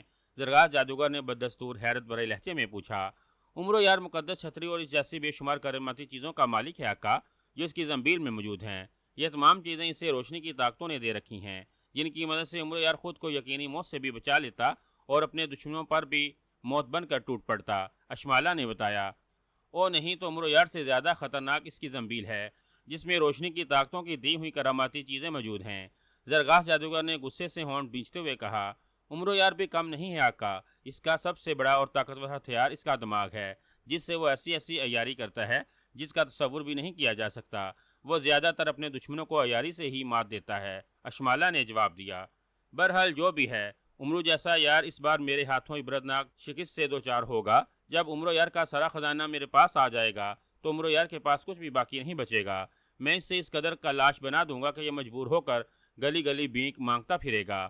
ایک بار میں سرخ دیوتا کا نائب بن جاؤں تو پھر میں عمرو یار سے اس کا آخری سہارا یہ زنبیل بھی چھین لوں گا اور اس کے پاس سوائے اس کے تن کے کپڑوں کے اور کچھ بھی نہیں رہنے دوں گا۔ اس بار عمرو یار کو پتا چلے گا کہ اس کا کس قدر طاقتور اور کس قدر خوفناک جادوگر سے پالا پڑا ہے۔ میں نے عمرو یار کو اپنے قدموں میں لا کر ایڑیاں رگڑ رگڑ کر مرنے پر مجبور نہ کر دیا تو میرا نام زرگاس جادوگر نہیں۔ زرگاس جادوگر نے غراتے ہوئے کہا۔ اس بار اس کی بات کا اشمالا نے کوئی جواب نہیں دیا تھا۔ وادی سے سرخ ہیولے غائب ہو چکے ہیں، اب عمرو یار یہاں کھڑا کیا کر رہا ہے؟ یہ خزانہ طلسم میں داخل ہونے کا راستہ کیوں نہیں ڈھونڈ رہا؟ زرگاس جادوگر نے دیوار پر نظر آنے والے منظر میں دیکھتے ہوئے کہا۔ اس سے پہلے کہ اشمالا کوئی جواب دیتی، زرگاس جادوگر نے اچانک عمرو یار کے قدموں کے نیچے سے زمین کا ایک بہت بڑا حصہ ٹوٹ کر گرتے دیکھا۔ عمرو یار بھی زمین کے حصے کے ساتھ نیچے گر گیا تھا۔ یہ کیا؟ یہ زمین کیسے ٹوٹ گئی؟ اور عمرو یار؟ زرگاس جادوگر نے بری طرح سے اچھلتے ہوئے کہا، آپ پریشان نہ ہو آقا، عمرو یار نے یہاں بھی عقل مندی کا ثبوت دیا ہے۔ اس نے ایک جگہ ہی کھڑے ہو کر آتشی ہیولوں کو فنا کیا تھا۔ اگر وہ آتشی ہیولوں کو فنا کر کے اس جگہ سے ہٹ جاتا تو اس کے لیے خزانہ طلسم کا راستہ تلاش کرنا مشکل ہی نہیں بلکہ ناممکن ہو جاتا۔ خزانہ طلسم کا راستہ اسی جگہ بننا تھا جہاں کھڑے ہو کر آتشی ہیولوں کو فنا کیا جاتا۔ خزانہ طلسم میں جانے کے لیے اسی جگہ 40 ساعتوں تک رکے رہنا تھا۔ عمرو یار نے ایسے ہی کیا تھا، وہ 40 ساعتوں تک اسی جگہ کھڑا رہا تھا، اسی لیے اس کے پیروں کے نیچے خزانہ طلسم میں جانے والا راستہ کھل گیا ہے۔ اشمالا نے کہا۔ زرگاس جادوگر کے چہرے پر اور زیادہ حیرت ابھر آئی۔ उमरो यार को ये सब कैसे मालूम हुआ? क्या वो जानता था कि अगर वो 40 सातों तक यही खड़ा रहेगा तो उसके पैरों के नीचे खजाना तिलस्म में जाने वाला रास्ता खुल जाएगा? जरगास जादूगर ने हैरत भरे लहजे में कहा, मालूम नहीं आका, मैं उमरो यार के दिलो दिमाग में नहीं झांक सकती, लेकिन वो चूंकि इसी जगह खड़ा रहा था और अब इसके पैरों के नीचे से ज़मीन भी निकल गई है, इसीलिए मैं अंदाजन कह सकती हूँ कि उमरो यार को पहले ही इस बात का इल्म था कि वो एक जगह रुका रहेगा, तभी वो खजाना तिलस्म में दाखिल हो सकता है। अशमाला ने जवाब देते हुए कहा, हैरत है उमरो यार को ये आखिरी सारी मालूमात मिली ही कहाँ से है? खजाना तिलस्म के बारे में जानने के लिए सैकड़ों सालों तक ताकतवर जादूगर और जादूगरनियाँ कोशिश कर रहे थे, लेकिन वो आज तक ये भी नहीं जान सके थे कि खजाना तिलस्म दुनिया के किस हिस्से में है। और ये उमरो यार, एक आम सा इंसान जिसने ना सिर्फ खजाना तिलस्म का पता चला लिया कि वो कहाँ है, बल्कि वो खजाना तिलस्म में दाखिल भी हो गया है। जरगास जादूगर ने इसी तरह इंतहाई हैरत ज़दा लहजे में कहा, इसलिए उम्र यार बरकरवां शोला तपा और मौत जादूगरां कहलाता है आका। वो नामुमकिन को भी मुमकिन करने के फन से आगाह है। इसी वजह से आज तक कोई जादूगर या जादूगरनी उम्र यार का एक बाल तक बांका नहीं कर सका। अशमाला ने जवाब दिया, ओ नहीं, अब ये दीवार पर अंधेरा क्यों छाया हुआ है? उम्र यार दिखाई क्यों नहीं दे रहा? क्या तुम खजाना तिलस्म में नहीं झांक सकती? जरगास जादूगर ने सर झटक कर दीवारों की तरफ देखते हुए कहा, जहां अंधेरा ही अंधेरा दिखाई दे रहा था। आप ये सारा मंजर उमरो यार की वजह से देख रहे हैं आका। उमरो यार इस वक्त तारीकी में सफ़र कर रहा है, इसलिए यहाँ भी आपको तारीकी दिखाई दे रही है। जैसे ही उमरो यार तारीकी से निकल कर रोशनी में जाएगा, वो आपको दिखाई देना शुरू हो जाएगा। अशमाला ने कहा तो जरगास जादूगर एक तावील सांस लेकर रह गया। जादुई ताकतों ने मुझे बताया था कि खजाना तिलस्म के 3 बड़े तिलस्म हैं। पहले तिलस्म में सींगों वाली एक सुर्ख बदरू रहती है, जो सुर्ख जादूगर की बदरू है। सबसे पहले उमरो यार को इस सुर्ख बदरू का मुकाबला करना पड़ेगा। सुरख बदरू तिलस्म में आने वाले आदमजात को हलाक करके इसका जिस्म हासिल करने की कोशिश करेगी, ताकि सुरख जादूगर फिर से जिंदा हो जाए। क्या उमरो यार सुरख जादूगर की बदरू से मुकाबला कर सकेगा? जरगास जादूगर ने चंद लम्हे खामोश रहने के बाद अशमाला से मुखातिब होकर पूछा, मैं कबल अज वक्त आपको कुछ नहीं बता सकती आका। जो भी होगा वो सब आप अपनी आंखों से देख सकते हैं। उमरो यार सुरख जादूगर की बदरू को फना करता है या सुरख जादूगर उमरो यार को हलाक करके इसका जिस्म हासिल करती है, ये सब आपको इस दीवार पर ही दिखाई देगा। अशमाला ने कहा तो जरगास जादूगर ने इस बात में सर हिलाया और खामोश हो गया। चंद लम्हे दीवार पर अंधेरा छाया रहा। फिर जिस तरह से घने और स्याह बादलों के पीछे से रोशनी निकलती है, बिल्कुल इसी तरह दीवार पर छाया हुआ अंधेरा भी छटना शुरू हो गया। अब दीवार पर हल्की हल्की रोशनी नजर आने लगी थी और इस रोशनी में जरगास जादूगर को एक साया सा नीचे जाता हुआ दिखाई दे रहा था। जब साया वाजे हुआ तो जरगास जादूगर ने देखा वो उमरो यार था, जिसकी आंखें बंद थीं और वो तेजी से उलटता पलटता हुआ नीचे ही नीचे गिरता जा रहा था। ओ, ये तो उमरो यार है और ये अभी तक नीचे गिरता ही जा रहा है, जैसे ये ज़मीन से बल्कि आसमान से नीचे गिरता जा रहा हो। जरगास जादूगर ने हैरत से आंखें फाड़ते हुए कहा, हाँ आका, उमरो यार गिरा तो ज़मीन के अंदर था, लेकिन वो इस ज़मीन में जाते ही चूँकि खजाना तिलस्म में दाखिल हो गया था, इसलिए खजाना तिलस्म के तिलस्मात इसे आसमान की बुलंदियों पर ले गए थे। सुरख जादूगर ने खजाना तिलस्म ज़मीन के नीचे नहीं बल्कि दूर आसमानों में बना रखा है। ये ज़मीनी तिलस्म तो दूसरों को महज धोखा देने के लिए बनाया गया था। अशमाला ने जवाब दिया, ओह, तुम्हारा कहने का मतलब है कि खजाना तिलस्म ज़मीन के नीचे नहीं तो आसमानों पर है? जरगास जादूगर ने ज़ोर से चौंक कर कहा, हाँ आका, उम्र यार चूँकि इस तिलस्म में दाखिल हो चुका है, इसलिए मुझे भी इल्म हो गया कि खजाना तिलस्म कहाँ है। अशमाला ने जवाब दिया और जरगास जादूगर एक बार फिर खामोश हो गया। उम्र यार वाकई जैसे आसमान से गिरा था और नीचे ही नीचे गिरता जा रहा था। इसके हाथ पांव ढीले डाले से थे, जैसे वो बेहोश हो। उमरो यार नहायत तेज रफ्तारी से नीचे गिर रहा था। फिर अचानक इसके जिस्म को ज़ोर ज़ोर से झटके से लगे और उसका जिस्म जैसे हवा में मुअल्लक होता चला गया। उमरो यार अब हवा में लेटा हुआ दिखाई दे रहा था। इसके इर्द गिर्द सफ़ेद बादल से उड़ते दिखाई दे रहे थे। जरगास जादूगर अभी हैरत से आंखें फाड़े ये सब देख रहा था कि अचानक इसने बादलों को तेज़ी से पीछे हटता देखा। जैसे ही बादल पीछे हटे, इसे आसमान पर सुरख रंग के कई कालीन से उड़ते हुए दिखाई दिए। इन कालीनों पर सुरख रंग के अजीबो गरीब इंसान खड़े थे। सुरख कालीनों और उन पर खड़े इंसानों की तादाद बहुत ज़्यादा थी और वो चारों तरफ से उमरो यार की जानिब चले आ रहे थे। लंबे तिरंगे और इंतहाई ताकतवर इंसान, जिनके जिस्म दियों जैसे ताकतवर और खौफनाक थे। इन सब के रंग एक जैसे थे और उन्होंने स्याह रंग के जांगिए पहन रखे थे। इनके सर गंजे थे और इनके सरों पर बैलों की तरह मुड़े हुए दो दो सींग भी दिखाई दे रहे थे। इन तमाम सुरख इंसानों के हाथों में नेज़े और तरशोल पकड़े हुए थे। फिर सुरख इंसान, यहाँ तो उमरो यार के मुकाबले पर सुरख जादूगर को आना था। फिर ये सुरख देव कहाँ से आ रहे हैं? जरगास जादूगर ने हैरत भरे लहजे में कहा, ये सुरख देव नहीं, सुरख बदरूहें हैं और ये सब बदरूहें सुरख जादूगर के रूप में हैं। अशमाला ने जवाब दिया, सुरख बदरूहें? ये सब सुरख जादूगर के रूप में हैं? کیا مطلب؟ میں سمجھا نہیں۔ زرغاز جادوگر نے چونکتے ہوئے کہا۔ آقا اس تلسم میں عمرو یار سرخ جادوگر کا مقابلہ کرے گا۔ عمرو یار کے لیے ضروری ہے کہ وہ سرخ جادوگر کی بدروح کو فنا کرے، اور سرخ جادوگر کی بدروح کی کوشش ہوگی کہ وہ عمرو یار کو ہلاک کر کے اس کا جسم حاصل کر لے تاکہ وہ خزانہ تلسم سے باہر آ سکے۔ سرخ جادوگر عمرو یار سے مقابلہ کرنے آیا ہے اور اپنے ساتھ اپنی ہم شکل بدروحوں کو لے آیا ہے تاکہ عمرو یار اسے نقصان نہ پہنچا سکے۔ یہ 100 سرخ بدروہیں ہیں جن میں سے ایک بدروح اصلی سرخ جادوگر کی ہے۔ عمرو یار کو ان 100 سرخ بدروحوں میں سے اصلی سرخ جادوگر کی بدروح کو ڈھونڈ کر اس سے ہی مقابلہ کرنا پڑے گا۔ اگر اس نے اصلی سرخ جادوگر کی بدروح کی جگہ اس کی ہم شکل بدروح پر وار کیا تو وہ وار خود عمرو یار کے لیے عذاب بن جائے گا۔ اگر عمرو یار نے کسی بھی نقلی سرخ بدروح کو اصلی سرخ جادوگر کی بدروح سمجھ کر اس پر حملہ کیا تو وہ جس ہتھیار سے بدروح پر وار کرے گا اس ہتھیار کا اثر بدروح کے ہونے کی بجائے عمرو یار پر ہوگا۔ مثال کے طور پر اگر عمرو یار تلوار سے کسی بدروح پر حملہ کرتا ہے اور بدروح سرخ جادوگر کی نہ ہوئی اور عمرو یار کی تلوار کا وار دوسری بدروح کے جس حصے پر ہوگا ویسا ہی وار عمرو یار کو بھی سہنا پڑے گا۔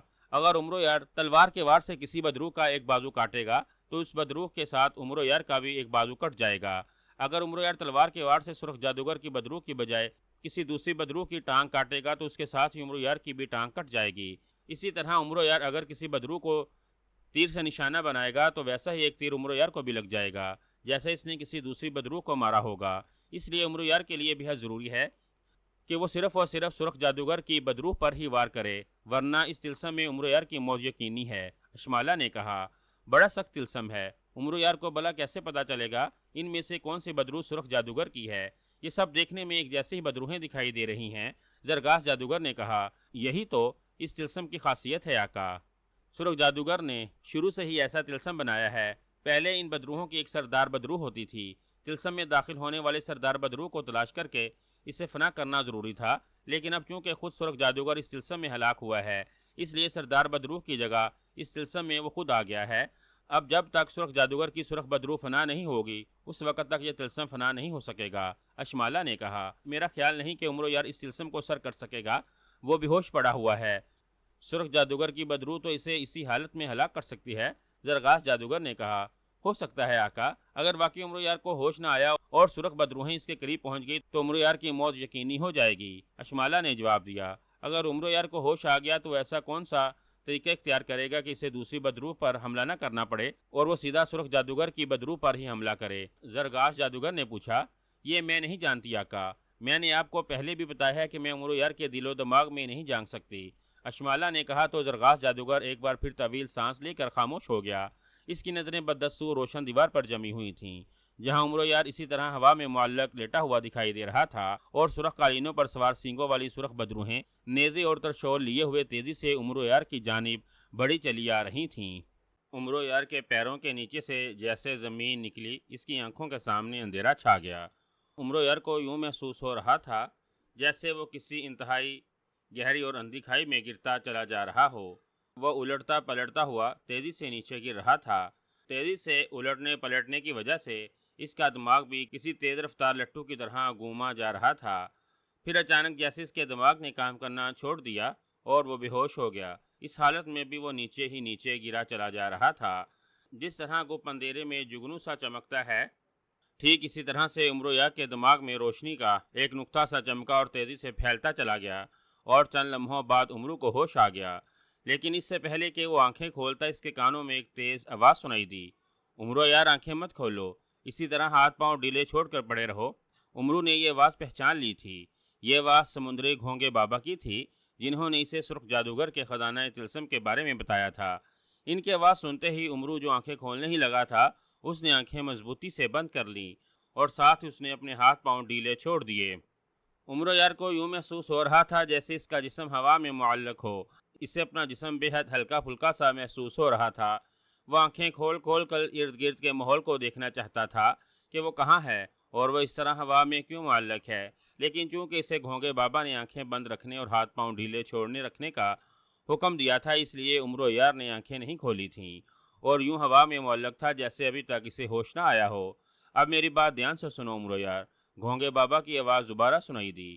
میں تمہیں خزانہ تلسم کے بارے میں پہلے سب کچھ بتا چکا ہوں، لیکن کچھ باتیں ایسی تھیں جس کے بارے میں تم سے میں نے وعدہ کیا تھا کہ میں تمہیں اس وقت بتاؤں گا جب تم خزانہ طلسم میں داخل ہو جاؤ گے۔ تم نے سنگلاگ وادی کے سرخ محافظوں کو فنا کرنے کے لیے زنبیل سے مقدس چھتری نکال کر نہایت عقل مندی کا ثبوت دیا تھا۔ سرخ محافظوں کو اسی صورت میں ہی فنا کیا جا سکتا تھا جب ان سب کو ایک ساتھ الٹا لٹکنے پر مجبور کر دیا جائے۔ تمہاری اس اقدام کی وجہ سے تمام سرخ محافظ فنا ہو گئے تھے، اور تم نے دوسری عقل مندی یہ کی کہ سرخ محافظوں کو فنا کرنے کے بعد تم اس جگہ سے نہیں ہٹتے تھے جہاں تم موجود تھے۔ اگر تم اس جگہ سے ہٹ جاتے تو تمہارے لیے وادی میں خزانہ طلسم کا راستہ تلاش کرنا مشکل ہو جاتا۔ اس طلسم کا راستہ 40 ساعتوں کے بعد کھلتا ہے، اور اسی جگہ سے کھلنا تھا جہاں کھڑے رہ کر تم نے سرخ محافظوں کو فنا کیا تھا۔ بہرحال اب تم خزانہ طلسم میں پہنچ چکے ہو۔ تم بظاہر تو زمین کے اندر گرے تھے، لیکن سرخ جادوگر نے زمینی طلسم دھوکے کے لیے بنایا تھا، جبکہ اس کا اصلی خزانہ طلسم آسمان کی بلندیوں پر ہے۔ تم زمین سے نکل کر آسمان پر موجود خزانہ طلسم میں آ چکے ہو، اس لیے تم اس وقت خود کو ہوا میں معلق محسوس کر رہے ہو۔ تمہارے ارد گرد کھلا آسمان ہے اور تم زمین سے ہزاروں میل دور ہو۔ جیسا کہ میں نے تمہیں پہلے ہی بتا دیا تھا کہ جب تم خزانہ طلسم میں داخل ہوگے تو تمہیں سب سے پہلے سرخ جادوگر کی سرخ بدرو سے مقابلہ کرنا پڑے گا۔ سرخ جادوگر کی سینگوں والی سرخ بدرو کو خزانہ طلسم میں تمہاری آمد کا علم ہو گیا ہے، اور وہ تمہیں ہلاک کرنے کے لیے یہاں آ رہی ہیں۔ سرخ جادوگر کی سینگوں والی سرخ بدرو تمہیں ہلاک کر کے تمہارے جسم میں گھسنا چاہتی ہے، تاکہ وہ تمہارا جسم حاصل کر کے پھر سے زندہ ہو جائے اور اپنے طلسم سے نکل جائے۔ اگر ایسا ہوا تو سرخ جادوگر دنیا میں پہلے سے زیادہ طاقتور اور شیطان بن کر آئے گا اور پوری دنیا پر قہر بن کر ٹوٹ پڑے گا۔ اس لیے میں چاہتا ہوں کہ تم سرخ جادوگر کی سینگوں والی بدرو کو ہر حال میں فنا کر دو، تاکہ اسے دوبارہ زندگی حاصل کرنے کا خواب کبھی پورا نہ ہو سکے۔ یہاں میں تمہیں یہ بھی بتاتا چلوں کہ سرخ جادوگر کی سینگوں والی بدرو اکیلی نہیں ہے، وہ سینگوں والی سرخ بدرو کی پوری فوج کے ساتھ یہاں آ رہی ہے، جو دیکھنے میں ایک رنگ کی اور بالکل ایک جیسی ہے۔ وہ سب بدروہیں سرخ جادوگر کی سینگوں والی بدروہوں کی ہم شکل ہیں۔ تمہیں ان میں سے اصلی سرخ جادوگر کی سینگوں والی بدرو کو تلاش کرنا ہے اور صرف اسی پر وار کرنا ہے۔ اگر تم نے سرخ جادوگر کی سینگوں والی بدرو کو کسی دوسری جگہ سینگوں والی سرخ بدرو پر حملہ کیا تو تمہیں بہت نقصان اٹھانا پڑے گا، اور تمہارے اپنے ہی ہاتھوں تمہاری جان بھی جا سکتی ہے۔ گھونگے بابا نے مسلسل بولتے ہوئے کہا، اور پھر انہوں نے عمرو یار کو یہ بتانا شروع کر دیا کہ اگر اس نے سرخ جادوگر کی اصلی سینگوں والی بدرو کی جگہ کسی دوسری سینگوں والی سرخ بدرو پر حملہ کیا تو اس کا کیا انجام ہوگا۔ تمام سینگوں والی سرخ بدروہیں تمہارے نزدیک آ چکی ہیں اور انہوں نے تمہیں گھیرے میں لے رکھا ہے۔ وہ کسی بھی وقت تم پر حملہ کر سکتی ہیں، لیکن جب تک تم اس طرح آنکھیں بند کر کے بے ہوش بننے کی اداکاری کرتے رہو گے، یہ بدروہیں تم پر حملہ نہیں کریں گی۔ چونکہ سرخ جادوگر کی سینگوں والی بدرو تمہیں ہلاک کر کے تمہارے جسم میں سمانا چاہتی ہے، اسی لیے اس کے لیے ضروری ہے کہ وہ ایک بار تمہاری زندہ آنکھوں میں جھانک کر دیکھ لے۔ اگر اس نے تمہاری زندہ اور روشن آنکھوں میں جھانک کر نہ دیکھا تو وہ کسی بھی صورت میں تمہیں ہلاک کر کے تمہارے جسم میں نہیں سما سکے گی۔ اسی لیے تمہارے پاس موقع ہے، تم آنکھیں کھولے بغیر ان بدروہوں کو دیکھنے کی کوشش کرو اور ان میں سے اصلی سرخ جادوگر کی سینگوں والی بدروح کو تلاش کرو اور اس پر وار کرو۔ تمہیں سرخ جادوگر کی سینگوں والی بدروح کے سر پر موجود دونوں سینگ ایک ساتھ کاٹنے ہیں۔ ان سینگوں کے کٹتے ہی سرخ جادوگر کی سرخ بدروح فنا ہو جائے گی اور اس کی ہم شکل سرخ بدروہیں بھی ختم ہو جائیں گی، اور اس طرح تم خزانہ طلسم کا پہلا مرحلہ عبور کر لو گے۔ گھونگے بابا نے ایک بار پھر رکے بغیر بولتے ہوئے کہا، کیا میں آپ سے کچھ پوچھ سکتا ہوں؟ گونگے بابا نے کہا۔ عمرو نے دل ہی دل میں گونگا بابا سے مخاطب ہو کر پوچھا، ہاں ہاں کیوں نہیں، میں تمہارے دل کی آواز سن رہا ہوں، پوچھو کیا پوچھنا چاہتے ہو تم مجھ سے۔ گھونگے بابا کی جواباً آواز سنائی دی تو عمرو یار کے چہرے پر سکون آ گیا کہ گھونگے بابا نے اس کے دل کی آواز سن لی تھی۔ آپ کہہ رہے ہیں کہ میں آنکھیں کھولے بغیر ان بدروہوں کو دیکھوں اور ان میں سے سرخ جادوگر اصلی سینگوں والی بدروح کو تلاش کروں، لیکن یہ ہوگا کیسے؟ میں آنکھیں کھولے بغیر ان بدروہوں کو کیسے دیکھ سکتا ہوں؟ اس کے علاوہ آپ نے یہ بھی بتایا ہے کہ یہاں بے شمار سرخ بدروہیں ہیں جو سرخ جادوگر کی سرخ بدروح کی ہم شکل ہیں۔ میں ان ہم شکل بدروہوں میں اصلی سرخ جادوگر کی بدروح کو پہچانوں گا کیسے؟ کیا آپ مجھے سرخ جادوگر کی کوئی ایسی نشانی بتا سکتے ہیں جو صرف اسی کی بدروح میں ہو، کسی دوسری بدروح میں وہ نشانی نہ ہو؟ عمرو نے کہا، نہیں بیٹا، سب بدروہیں بالکل ایک جیسی ہیں، میں تمہیں ان کی کوئی خاص نشانی نہیں بتا سکتا، یہ سب تمہیں کرنا ہے اور تمہیں بلا فکر کرنے کی کیا ضرورت ہے؟ تمہاری زنبیل میں کراماتی چیزوں کا خزانہ بھرا ہوا ہے جن کی مدد سے تم کچھ بھی کر سکتے ہو، انہیں آنکھیں کھولے بغیر دیکھ بھی سکتے ہو اور ان میں سے سرخ جادوگر کی اصلی سینگوں والی سرخ بدروح کو بھی تلاش کر سکتے ہو۔ گھونگے بابا نے جواب دیا، اس کے لیے مجھے کافی سوچنا پڑے گا، زنبیل سے کچھ نکالنے کے لیے مجھے ہاتھ پاؤں ہلانے پڑیں گے، اور اگر میں نے ہاتھ ہلائے اور ان بدروہوں نے مجھے دیکھ لیا جو میرے آس پاس کھڑی ہیں تو ایسا نہ ہو کہ وہ سمجھ جائیں کہ میں بے ہوش ہونے کا بہانہ کر رہا ہوں۔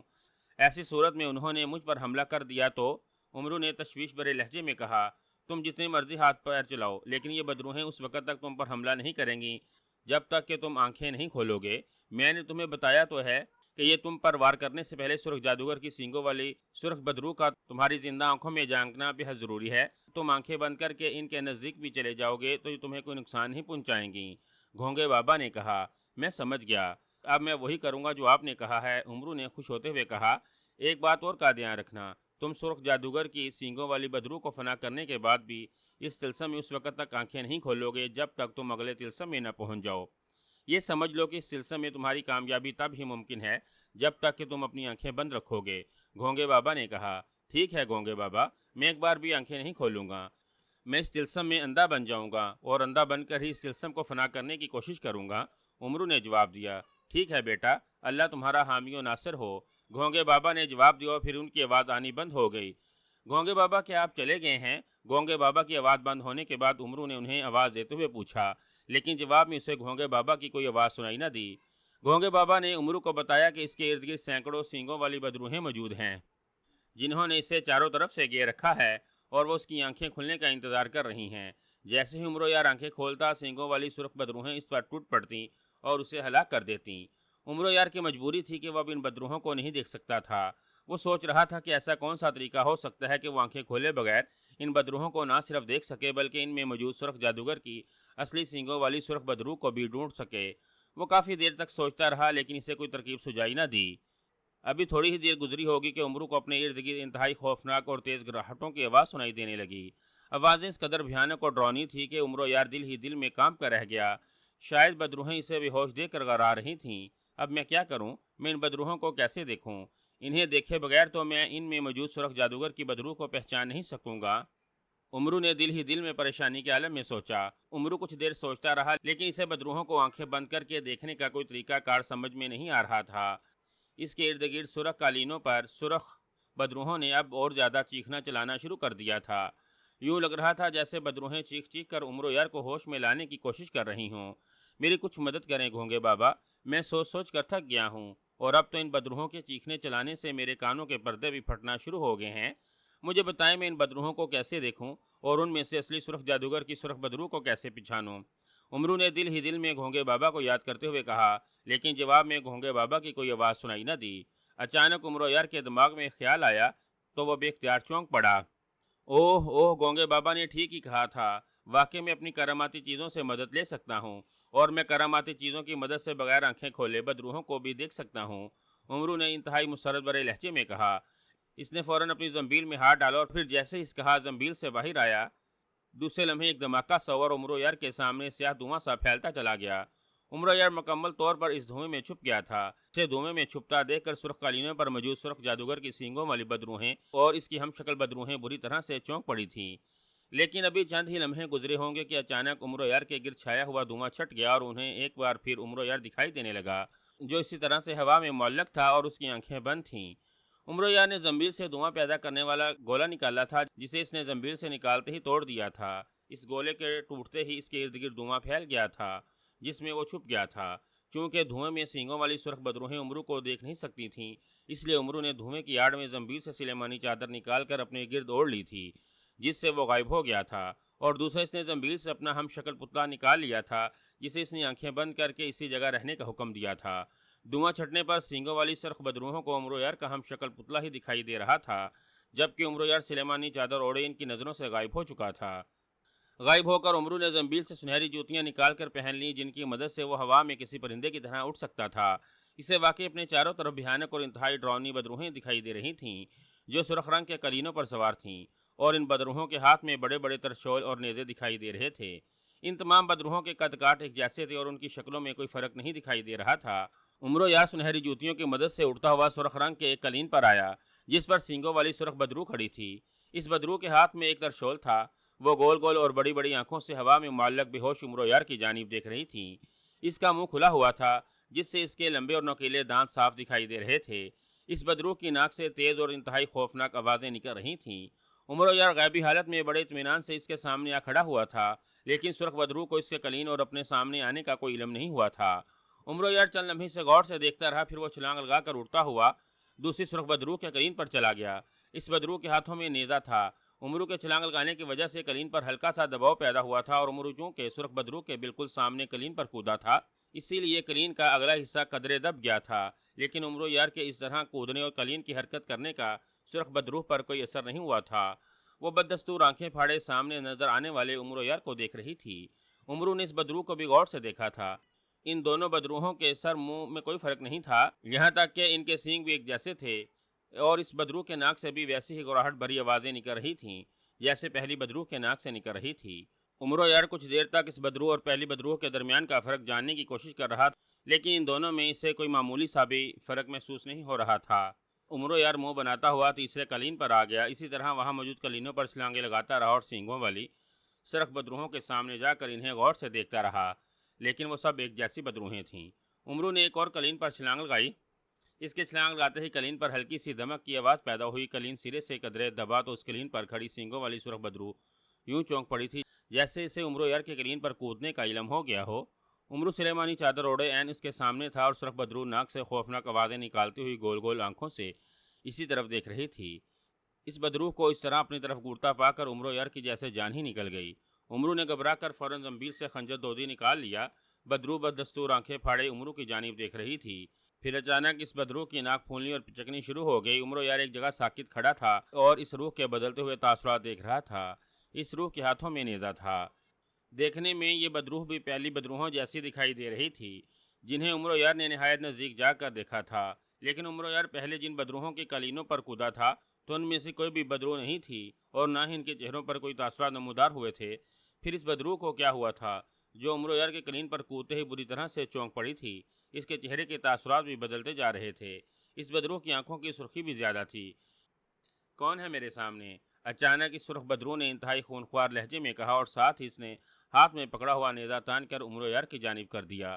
اس کی بات سن کر عمرو یار کے رہے سہے اوسان بھی خطا ہو گئے۔ ابھی تک وہ اسی تذبذب کا شکار تھا کہ یہ سرخ جادوگر کی اصلی بدروح ہے یا اس کی بدروح کی ہم شکل۔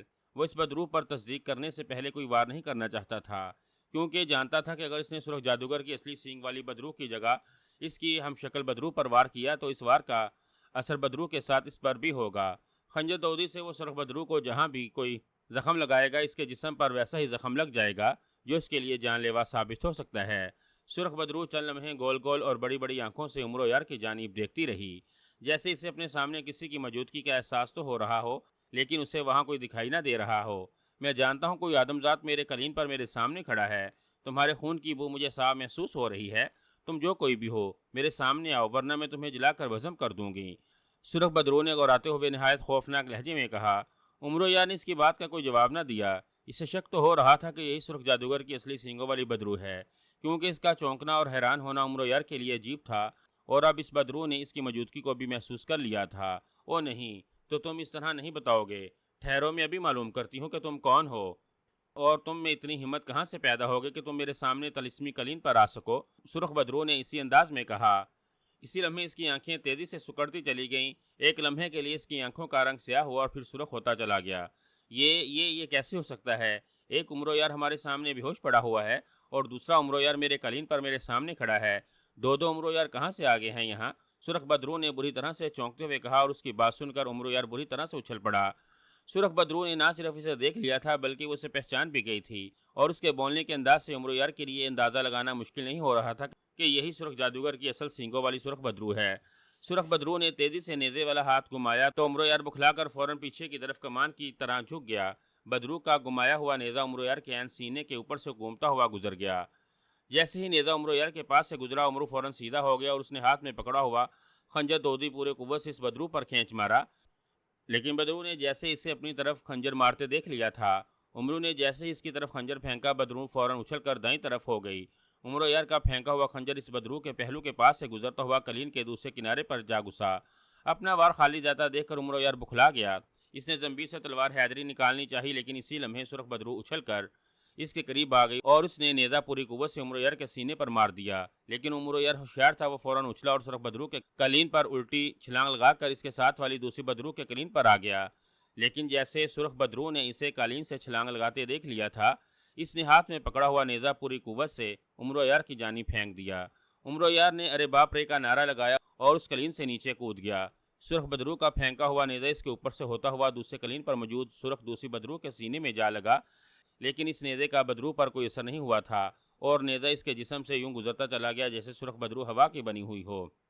عمرو یار نے قلین سے چھلانگ لگاتے ہی تیزی سے نیچے جانا شروع کر دیا تھا۔ جس سینگوں والی سرخ بدرو کے قلین سے وہ کودا تھا وہ شاید عمرو یار کو اب دیکھ سکتی تھی۔ اس نے جیسے عمرو کو نیچے جاتا دیکھا وہ قلین لے کر تیزی سے عمرو کی جانب لپکی۔ وہ دیکھو وہ جا رہا ہے آدمزاد، پکڑو اسے جانے نہ پائے، اس بدروح نے بری طرح سے چیختے ہوئے کہا، اور دوسرے لمحے جیسے ساری بدروحوں کے قلین حرکت میں آ گئے اور وہ سب اس بدروح کے پیچھے لپکے جو عمرو یار کو دیکھ سکتا تھا۔ سینگوں والی سرخ بدروح کو اپنے پیچھے آتا دیکھ کر عمرو یار بکھلا گیا تھا۔ وہ سنہری جوتیوں کی مدد سے تیزی سے دائیں بائیں ہاتھ لہراتا ہوا جا رہا تھا، لیکن سرخ قالینوں کی رفتار بھی بہت تیز تھی۔ وہ آن کی آن میں عمرو یار کے نزدیک پہنچ گئے اور پھر اچانک جیسے عمرو یار پر نیزوں اور ترشولوں کی بارش ہونا شروع ہو گئی۔ سینگوں والی سرخ بدروح کے چیخنے پر دوسری بدروحوں نے عین اس طرف نیزے اور ترشول پھینکنے شروع کر دیے تھے جہاں عمرو اڑا جا رہا تھا۔ نیزوں اور ترشولوں سے بچنے کے لیے عمرو یار بار بار ہوا میں گوتے لگا رہا تھا۔ وہ جسم موڑتا ہوا کبھی دائیں طرف نکل جاتا اور کبھی بائیں جانب۔ نیزے اور ترشول زائیں زائیں کی آواز پیدا کرتے ہوئے اس کے ارد گرد سے نکلے جا رہے تھے۔ عمرو یار کو یقین ہو چکا تھا کہ جس بدروح پر اس نے خنجر مارا تھا وہی اصلی سرخ جادوگر تھا۔ اس نے سرخ جادوگر کی سینگوں والی سرخ بدروح پر حملہ بھی کیا تھا، لیکن وہ اس کے حملے سے بچ گیا تھا اور اب وہ عمرو یار کو غائب ہونے کے باوجود دیکھ سکتا تھا۔ اسی لیے وہ مسلسل عمرو یار کے پیچھے آ رہا تھا اور اپنے ساتھی بدروح کو بھی ساتھ لا رہا تھا جو عمرو یار پر نیزے اور ترشول پھینک رہے تھے۔ عمرو یار ان سے بچنے کے لیے تیزی سے اڑا چلا جا رہا تھا۔ اس سے اب اس بات کی فکر نہیں تھی کہ وہ سرخ جادوگر کی سینگوں والی سرخ بدروح کو پہچان نہیں سکے گا۔ اس نے بدروحوں کو جو خنجر دودی مارا تھا وہ ابھی تک اس بدروح کے سرخ قالین پر پڑا ہوا تھا، جس کی وجہ سے عمرو یار کو پتہ چل سکتا تھا کہ ان میں سے کون سی سرخ بدروح اصلی سرخ جادوگر کی ہے۔ سینگوں والی سرخ بدروح نے اب بری طرح سے چیختے ہوئے عمرو یار پر مسلسل حملے کرنے شروع کر دیے تھے، لیکن وہ عمرو یار ہی کیا جو آسانی سے ان کے حملوں کی زد میں آ جائے۔ عمرو یار پہلے تو سینگوں والی سرخ بدروحوں سے بچنے کے لیے ادھر ادھر اڑتا ہوا ان سے اپنی جان بچانے کے لیے بھاگتا رہا، پھر اس نے اڑتے اڑتے اپنا رخ بدلا اور بجائے ادھر ادھر بھاگنے کے اس نے سینگوں والی سرخ بدروح کی جانب اڑنا شروع کر دیا۔ وہ تیزی سے اڑتا ہوا سینگوں والی بدروح کی جانب جا رہا تھا۔ اس سے اپنی طرف آتا دیکھ کر سرخ جادوگر کی سینگوں والی بدروح نے اپنا قلین روک لیا تھا اور ہاتھ اٹھا کر اپنے ساتھی بدروحوں کو بھی وہیں روک لیا تھا۔ سرخ جادوگر کی سینگوں والی سرخ بدروح بڑی بڑی اور خوفناک آنکھوں سے مسلسل عمرو یار کی جانب دیکھ رہی تھی۔ اس نے ہوا میں ہاتھ مار کر جادو سے ایک اور نیزہ حاصل کر لیا تھا۔ آؤ آؤ آدمزاد، اچھا ہوا جو تم خود ہی ہماری طرف آ رہے ہو۔ آؤ آج میں تمہیں ہلاک کر کے تمہارے جسم میں سما جاؤں گی اور نئی زندگی حاصل کر لوں گا۔ مجھے تو برسوں سے انتظار تھا کہ کوئی آدمزاد خزانہ طلسم میں آئے اور میں اسے ہلاک کر کے اس کے جسم میں سما جاؤں اور نئی زندگی حاصل کر سکوں۔ آج میری یہ خواہش پوری ہو گئی ہے اور تم خود ہی یہاں چلے آئے ہو۔ اب میں تمہیں ہلاک کر کے تمہارے جسم میں سما جاؤں گا۔ تمہارے جسم میں سماتے ہی مجھے نئی زندگی مل جائے گی اور پھر میں پھر سے طاقتور اور خوفناک جادوگر کا روپ دھار لوں گا اور اپنے ہی طلسم کی قید سے آزاد ہو جاؤں گا اور پھر پہر کی دنیا میں جا کر وہ سب حاصل کر لوں گا جو میں اپنی زندگی میں حاصل کرنا چاہتا تھا۔ سرخ جادوگر کی بدروح نے عمرو یار کو اپنی جانب آتا دیکھ کر گراہٹ بھرے انداز میں خود کلامی کرتے ہوئے کہا۔ عمرو یار دونوں ہاتھ پھیلائے کسی پرندے کی طرح اڑتا ہوا اسی بدروح کی جانب آ رہا تھا۔ اس کی نظریں سرخ بدروح کے قلین پر جمی ہوئی تھیں جس کے دوسرے سرے پر اسے اپنا خنجر دودی گڑا ہوا دکھائی دے رہا تھا۔ تیزی سے اس بدروح کی جانب بڑھتے ہوئے عمرو نے اپنی زنبیل میں ہاتھ ڈال کر ایک سرخ رنگ کا گولا نکالا اور پھر وہ جیسے ہی سرخ بدروح کے قلین کے قریب پہنچے اس نے ہاتھ میں پکڑا ہوا سرخ گولا پوری قوت سے سرخ بدروح پر کھینچ مارا۔ سرخ جادوگر کی سینگوں والی بدروح جو اطمینان سے عمرو یار کو اپنی جانب بڑھتا دیکھ رہی تھی، اس نے جب عمرو کو اپنی طرف سرخ گولا پھینکتے دیکھا تو وہ فوراً جھک گیا، لیکن اس بار عمرو نے نہایت چلاکی کا مظاہرہ کیا تھا۔ اس نے گولا اس انداز میں پھینکا تھا کہ اگر سرخ بدروح جھکے یا دائیں بائیں ہونے کی کوشش کرے تب بھی گولا اس کے جسم سے ٹکرا جائے، اور یہی ہوا۔ سرخ بدروح نے جھک کر خود کو سرخ گولے سے بچانے کی کوشش کی تھی، لیکن جیسے ہی وہ نیچے کی طرف جھکی عمرو یار کا پھینکا ہوا سرخ گولا ٹھیک اس کے گنجے سر سے ٹکرا گیا۔ اسی لمحے ایک زوردار دھماکہ ہوا، سرخ جادوگر کی سینگوں والی بدروح بری طرح سے چیخ اٹھی۔ سرخ گولا پھٹتے ہی اس میں سے جیسے آگ کا طوفان سا نکلا تھا اور سینگوں والی سرخ بدروح کا سارا جسم آگ میں گر گیا اور وہ آگ کا شعلہ بنا قلین پر بری طرح سے چیختے ہوئے ناچنا شروع ہو گئی۔ قلین پر بھی تیز آگ بھڑک اٹھی تھی۔ سرخ جادوگر کی سینگوں والی بدروح اس کے قلین کو آگ لگتا دیکھ کر باقی بدروہیں حیران رہ گئی تھیں۔ انہیں اب تک عمرو یار دکھائی نہیں دے رہا تھا۔ وہ آنکھیں پھاڑے سرخ جادوگر کی سینگوں والی سرخ بدروح کو آگ میں جلتا دیکھ رہی تھی۔ عمرو یار نے اس موقع کا فائدہ اٹھایا اور تیزی سے سرخ جادوگر کی بدروح کے جلتے ہوئے قلین کے نیچے سے گزرتا ہوا दूसरी तरफ आ गया। उमरू जलते हुए कलीन के नीचे से गुजर कर दूसरी तरफ आया और ऊपर उठकर कलीन और उस पर आग का शोला बनी सुरख जादूगर की सींगों वाली बदरू को जलता देखने लगा। उमरो यार ने मौका ज़ाया किए बगैर जंबील से चांदी की ठंडी गोली निकाल कर मुंह में रख ली और साथ ही जंबील से तलवार हैदरी निकाल कर जलते हुए कालीन पर आ गया। चांदी की ठंडी गोली मुंह में रखने की वजह से इस पर आग असर नहीं कर सकती थी। कलीन पर आते ही उमरो यार तेजी से सुरख जादूगर की सींगों वाली सुरख बदरू की जानी बढ़ा जो आग का शोला बनी चीखते हुए नाच रही थी। दूसरे लम्हे उमरो यार का तलवार वाला हाथ बिजली की सी तेजी से घूमा और सुरख जादूगर की सींगों वाली बदरू की इंतहाई दिल खराश चीख उभरी और उसके साथ ही वो कलीन से नीचे गिरती चली गई। उमरो यार ने तलवार के एक ही वार से इसके दोनों सींग काट दिए थे। सींगों के कटते ही सुरख जादूगर की सुरख बदरू उछलकर कालीन से गिरी और फिर आग का शोला बने नीचे ही नीचे गिरती गई और फिर रास्ते में ही जलकर राख बन गई। साथ ही सुरख जादूगर की सुरख बदरू जलकर राख हुई तो इसकी हम शक्ल बदरूहें भी कलीनों समेत सुरख धुएं में तब्दील हुईं। देखते ही देखते सुरख धुआं हवा में तहलील होता चला गया। उमरो यार ने इंतहाई जदोजहद के बाद आखिरकार सुरख जादूगर की असल सींगों वाली सुरख बदरू को न सिर्फ हलाक कर दिया था बल्कि इसने सुरख जादूगर की सुरख बदरू को हमेशा हमेशा के लिए फना कर दिया था। और इस बदरू के फना होते ही बाकी बदरूहें भी खुद ब खुद फना हो गई थीं। इन बदरूहों के फना होते ही वहाँ जैसे सन्नाटा सा छा गया था। उमरो यार चारों तरफ पलट पलट कर देख रहा था लेकिन इसे अब वहाँ कोई सुरख कालीन दिखाई नहीं दे रहा था और ना ही कोई सुरख सींगों वाली बदरू। इसी लम्हे अचानक वहाँ गहरी तारीकी छा गई और दूसरे लम्हे हर तरफ से बदरूहों के चीखने चलाने और उनके रोने की तेज़ आवाज़ सुनाई देने लगी। आह फना किया मुझे उमरो यार ने, मैं सुरख जादूगर की सींगों वाली सुरख बदरू थी। अचानक एक रोती हुई तेज़ आवाज़ सुनाई दी और फिर इस आवाज़ के साथ बाकी बदरूहों की भी आवाज़ें मौदूम होती चली गईं और चंद लम्हों बाद वहाँ एक बार फिर खामोशी छा गई। जैसे ही वहाँ खामोशी हुई वहाँ छाई हुई तारीकी भी छट गई। उमरो यार इसी तरह हवा में मुअल्लक था और उसके ऊपर खुला आसमान था। नीचे से ज़मीन कहीं दिखाई नहीं दे रही थी। यूँ लगता था जैसे उमरो यार ज़मीन पर नहीं बल्कि खलाओं में कहीं मौजूद हो। जरगास जादूगर ने सींगों वाली सुरख बदरू को बेहोश उमरो यार के नज़दीक आता देखा तो उसे यकीन हो गया कि अब उमरो यार जिंदा नहीं बच सकेगा। इससे पहले कि वो कुछ और देखता अचानक अशमाला खोपड़ी की आंखों से निकलती हुई सुरख रोशनी बंद हो गई और दीवार पर नजर आने वाला मंजर गायब हो गया। ये क्या, यह मंजर क्यों गायब हो गया है अशमाला? जरगास जादूगर ने हैरत भरे लहजे में कहा। माफ़ करना आका, मैं ज़्यादा देर तक अपनी आंखों की रोशनी ज़ाया नहीं कर सकती। अगर मैं इसी तरह अपनी आंखों की रोशनी बाहर फेंकती रही तो मेरी सलाहतों में भी कमी आ जाएगी और फिर मुझे अपनी तवानाई बहाल करने के लिए अंधे कुएं में जाना पड़ेगा जहाँ सुरख चमगादड़ों का खून भरा हुआ है। इस खून के कुएं में मुझे 40 रोज़ रहना पड़ेगा, तब कहीं जाकर मेरी तवानाई बहाल होगी और फिर मैं आपकी मुआवनत कर सकूँगी। तब तक आपको मेरे बगैर ही रहना होगा और मेरी गैर मौजूदगी में आपको किसी बात का भी इल्म नहीं हो सकेगा कि बाहर की दुनिया में क्या हो रहा है और उमरो यार ने खजाना तिलस्म में सुनहरी खजाना हासिल किया है या नहीं। अशमाला की आवाज़ सुनाई दी। ओ नहीं नहीं, तुम अपनी ताकतें कमज़ोर ना करो। उमरू का कुछ भी अंजाम हो मुझे इसका पता चल ही जाएगा। मुझे हर हाल में सुनहरी खजाना चाहिए। अगर उमरो यार खजाना तिलस्म में कामयाब होकर वहाँ मौजूद सुनहरी खजाना हासिल कर लेता है तो उसकी नहीं बल्कि मेरी ही कामयाबी होगी और अगर वो खजाना तिलस्म के किसी तिलस्म का शिकार हो जाता है तब भी मैं अपनी कुव्वतों के बल पर वहाँ पहुँच सुनहरी खजाना हासिल कर सकता हूँ। इसलिए मुझे इस बात की कोई फिक्र नहीं कि मैं उमरो यार का अंजाम देखूँ या ना देखूँ। अलबत्ता अगर उमरो यार कामयाब हो जाए और वो खजाना तिलस्म हासिल कर ले तब मुझे तुम्हारी ज़रूरत पेश आएगी ताकि मैं उमरो यार की जंबील से तमाम खजाने हासिल कर सकूं और उमरो यार की जंबील में जहर खाने के लिए भी कुछ ना छोड़ूं। जरगास जादूगर ने शमाला की बात समझते हुए कहा। उमरो यार की जंबील में आप सुरख देवता के स्याह हीरे के जरिए भी झांक कर देख सकते हैं आका, लेकिन अगर उमरो यार नाकाम हो गया और ख़जाना तिलस्म के किसी तिलस्म का शिकार हो गया तो आपको ख़जाना तिलस्म में जाने के लिए मेरी ही ज़रूरत पड़ेगी। मेरे बगैर ना तो आप ख़जाना तिलस्म में जा सकेंगे और ना ही सुनहरी ख़जाना हासिल कर सकेंगे। इसीलिए मेरी ताकतें बहाल रहनी बेहद ज़रूरी है, जिसकी वजह से मैंने आपके पूछे बगैर उमरो यार का हवाल आपको दिखाना बंद कर दिया है, जिसके लिए मैं आपसे शर्मिंदा हूँ। अशमाला ने कहा। ओ नहीं नहीं, तुम्हें मुझसे शर्मिंदा होने की ज़रूरत नहीं है अशमाला।